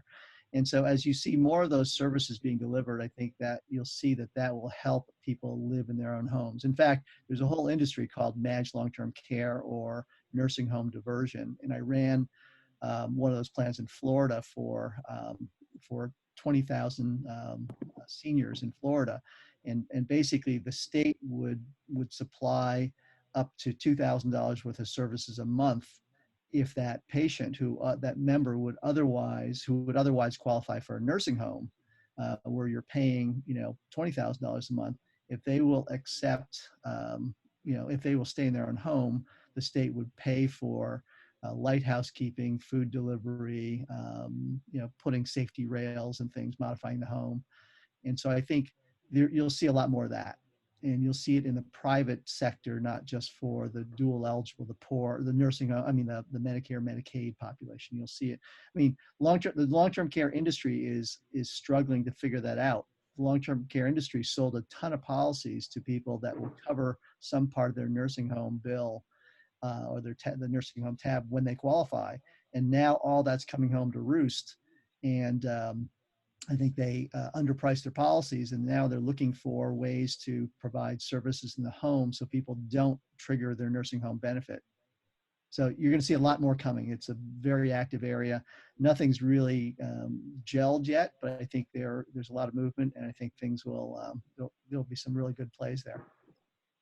And Will, one company that comes to mind to answer your question is a company called CarePredict, which is a bracelet that's paired with intelligence that basically can predict if a senior is about to fall, about to get a urinary tract infection. It basically tracks their lifestyle and it predicts future issues. So if you want to just reach out to me offline, that's one company that comes to mind. And there are a handful of others as well. Great. Well, private equity, venture, private credit.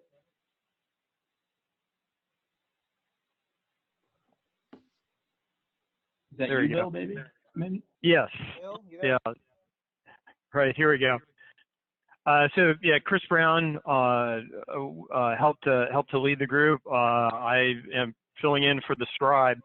So we elevated the conversation pretty quickly away from the financial side, talk about some of the big issues that were there. Essentially talking about the duration of the medical situation. And, some of the thinking was that if, following the China cycle, which is about 8 to 10 weeks, further input is that, the U.S. is less authoritarian than China. So perhaps there might be a little bit of an extension on that. Similarly, we talk about the duration of the economic situation, which clearly is a big question mark. But one thought was that it could potentially follow the ability to have sufficient medical supplies and support given to the medical community. So in other words, as long as the medical community has the ability to handle the situation, then perhaps you can start relaxing the restrictions and getting people back to work. I thought that Duncan had a really great soundbite that he mentioned in terms of all the aid that's going out from the government as a giant debt for equity swap. I thought that was a good way to think about it. And we subsequently talked about kind of the level of debt, and the perennial question, that has been with us since 2008 is how do we get out of this? Let me know if anybody actually does have that answer. We moved on to kind of talking about the ability for hourly workers to endure this situation in the short run, which clearly is related to the amount of support that the government's being able to give to them, whether or not the $1,200 check is going to be sufficient. That's a tough call. And then we talked about kind of the social narrative that's out there, the almost exclusive negative media narrative that's being pointed out, the lack of good news that's being reported certainly has an impact on kind of the social situation and how people perceive the whole situation. And then in terms of, kind of some of the ideas of what to do about it, the whole idea about selective quarantine, particularly in the higher risk populations, for them to be able to quarantine so that the less risk population can start getting back. And so that's a super quick summary of a great hour-long discussion, and a lot of people had some good input. So I'll defer to my other panelists, but that's what I have on my notes. Anyone else from that panel? I think Chris is back on. Chris, I see you there. Hi there, yeah. I was having technical difficulties, thanks.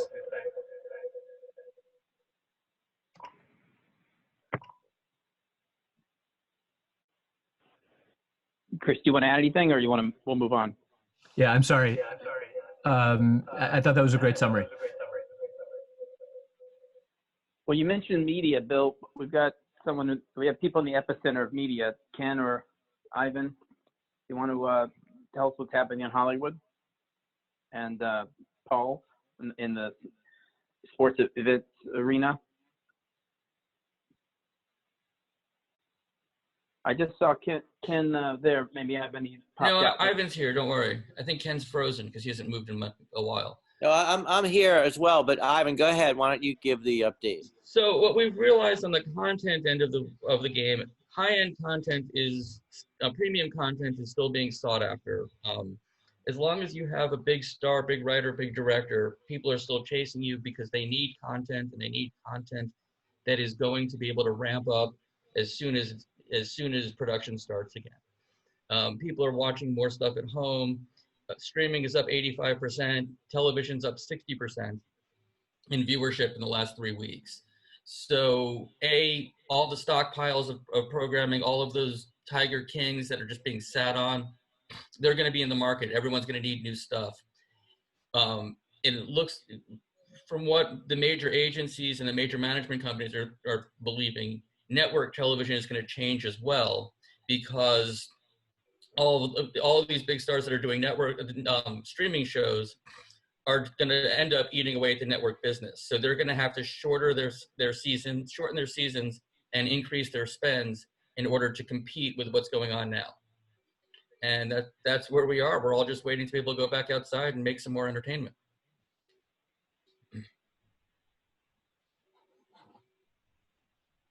Fair enough. And any comments, questions? These guys really are the insiders, Ivan and Ken. Then, what else do we have? On the ag, food and beverage, I don't know, is Manus Bio or Barry and Mark on the line? This is Barry Adams. Can you hear me, Mark? Yep. Okay. Yep. We had a discussion in ag. It was there were 3 of us in the room, myself and Ben Zaitz and Vlad. I think the real crux of our conversation was around 3 things. Food security is going to be very investable. Food production may be interrupted. And the third part would be supply chain management. So those 3 things took center stage. The supply chain management is something we don't think about, but if 10% of truckers got COVID-19, what would that look like? Increase that number to 20% when there's a trucker shortage already. There's some real issues. So, ag has been expanded to a variety of places that touch all of our lives. is no longer just production of food. So we did talk about, once again, some of the examples of opportunities, and those included natural emulsifiers. Vlad has a company working on a hemp natural emulsifier, while Prairie Crest Capital is looking at a natural emulsifier produced with corn. So, I mean, there are some synergies in the group, and you know, I thought it was a pretty active discussion, and thank you for your time.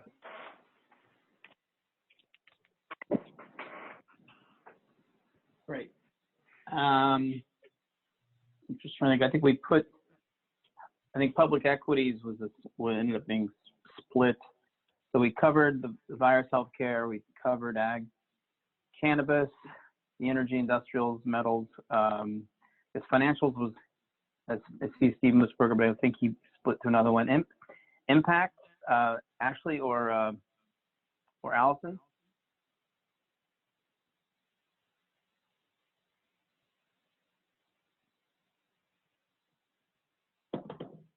I spoke with him offline. It doesn't. And then I think we hit media, next gen tech, all the VCP debt. But let's is Sean or Stephen Burke on? I think not. I'm on, Mark. Stephen. Okay. But just you know, maybe just any just general observations. You know, we could have cut you off at the beginning. Any thoughts to leave us with on public markets? Well, yeah, two. I think one, while passive's been in favor for some time, excuse me, I think active management is going to be much more attractive given the divergences of industries and companies right now, particularly because of balance sheet risk and the inability to replace revenues coming out of this for many companies. So I do think stock selection matters more now than it has in a while. And I do think the opportunities are really attractive and will be getting more attractive in the next couple of weeks as we peak out on the curve and then start to turn the other side. And we're putting money to work right now. We see companies that have pulled back to levels that we want to get our initial positions started, because we are going to wake up one day and there'll be some news that'll say that the turn's here. And if you're not in there already, you're going to miss 15 to 20% moves. So we think it's a time to be patiently building positions up with the eye towards not making all or nothing decisions. Okay. Well, I think on that note, obviously I've learned a bit on the breakouts, how to do them differently, but we'll do a debrief of this. Thanks for all those. If you've got notes from your rooms, please share them, bullet points. Otherwise, we'll circulate this as a wider group. We're also going to do starting a series of surveys, which I think will be useful for everyone, and we'll just publish the results probably over the next 2-3 weeks, and that'll be partly like how are people pivoting in terms of industry strategies, asset classes, and the like. If you have final thoughts, let me know.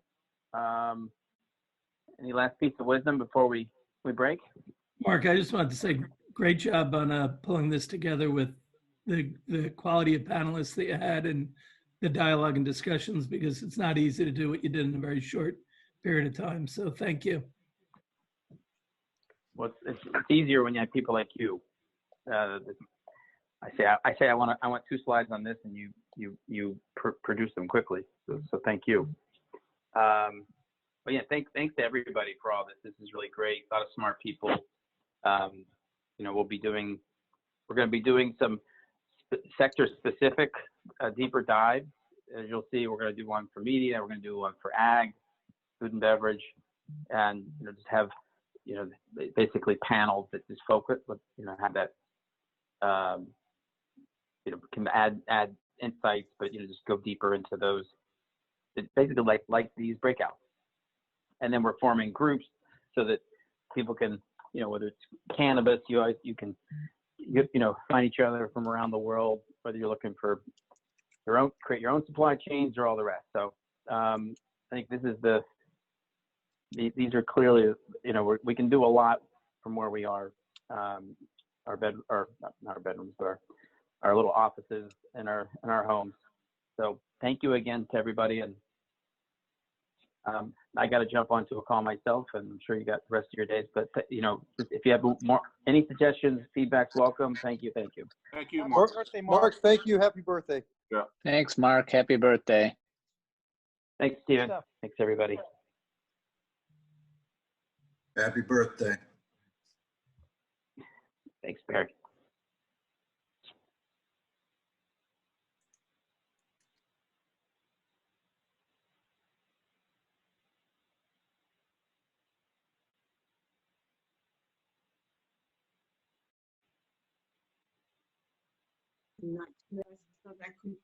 You must have heard me since I said 3 hours last night.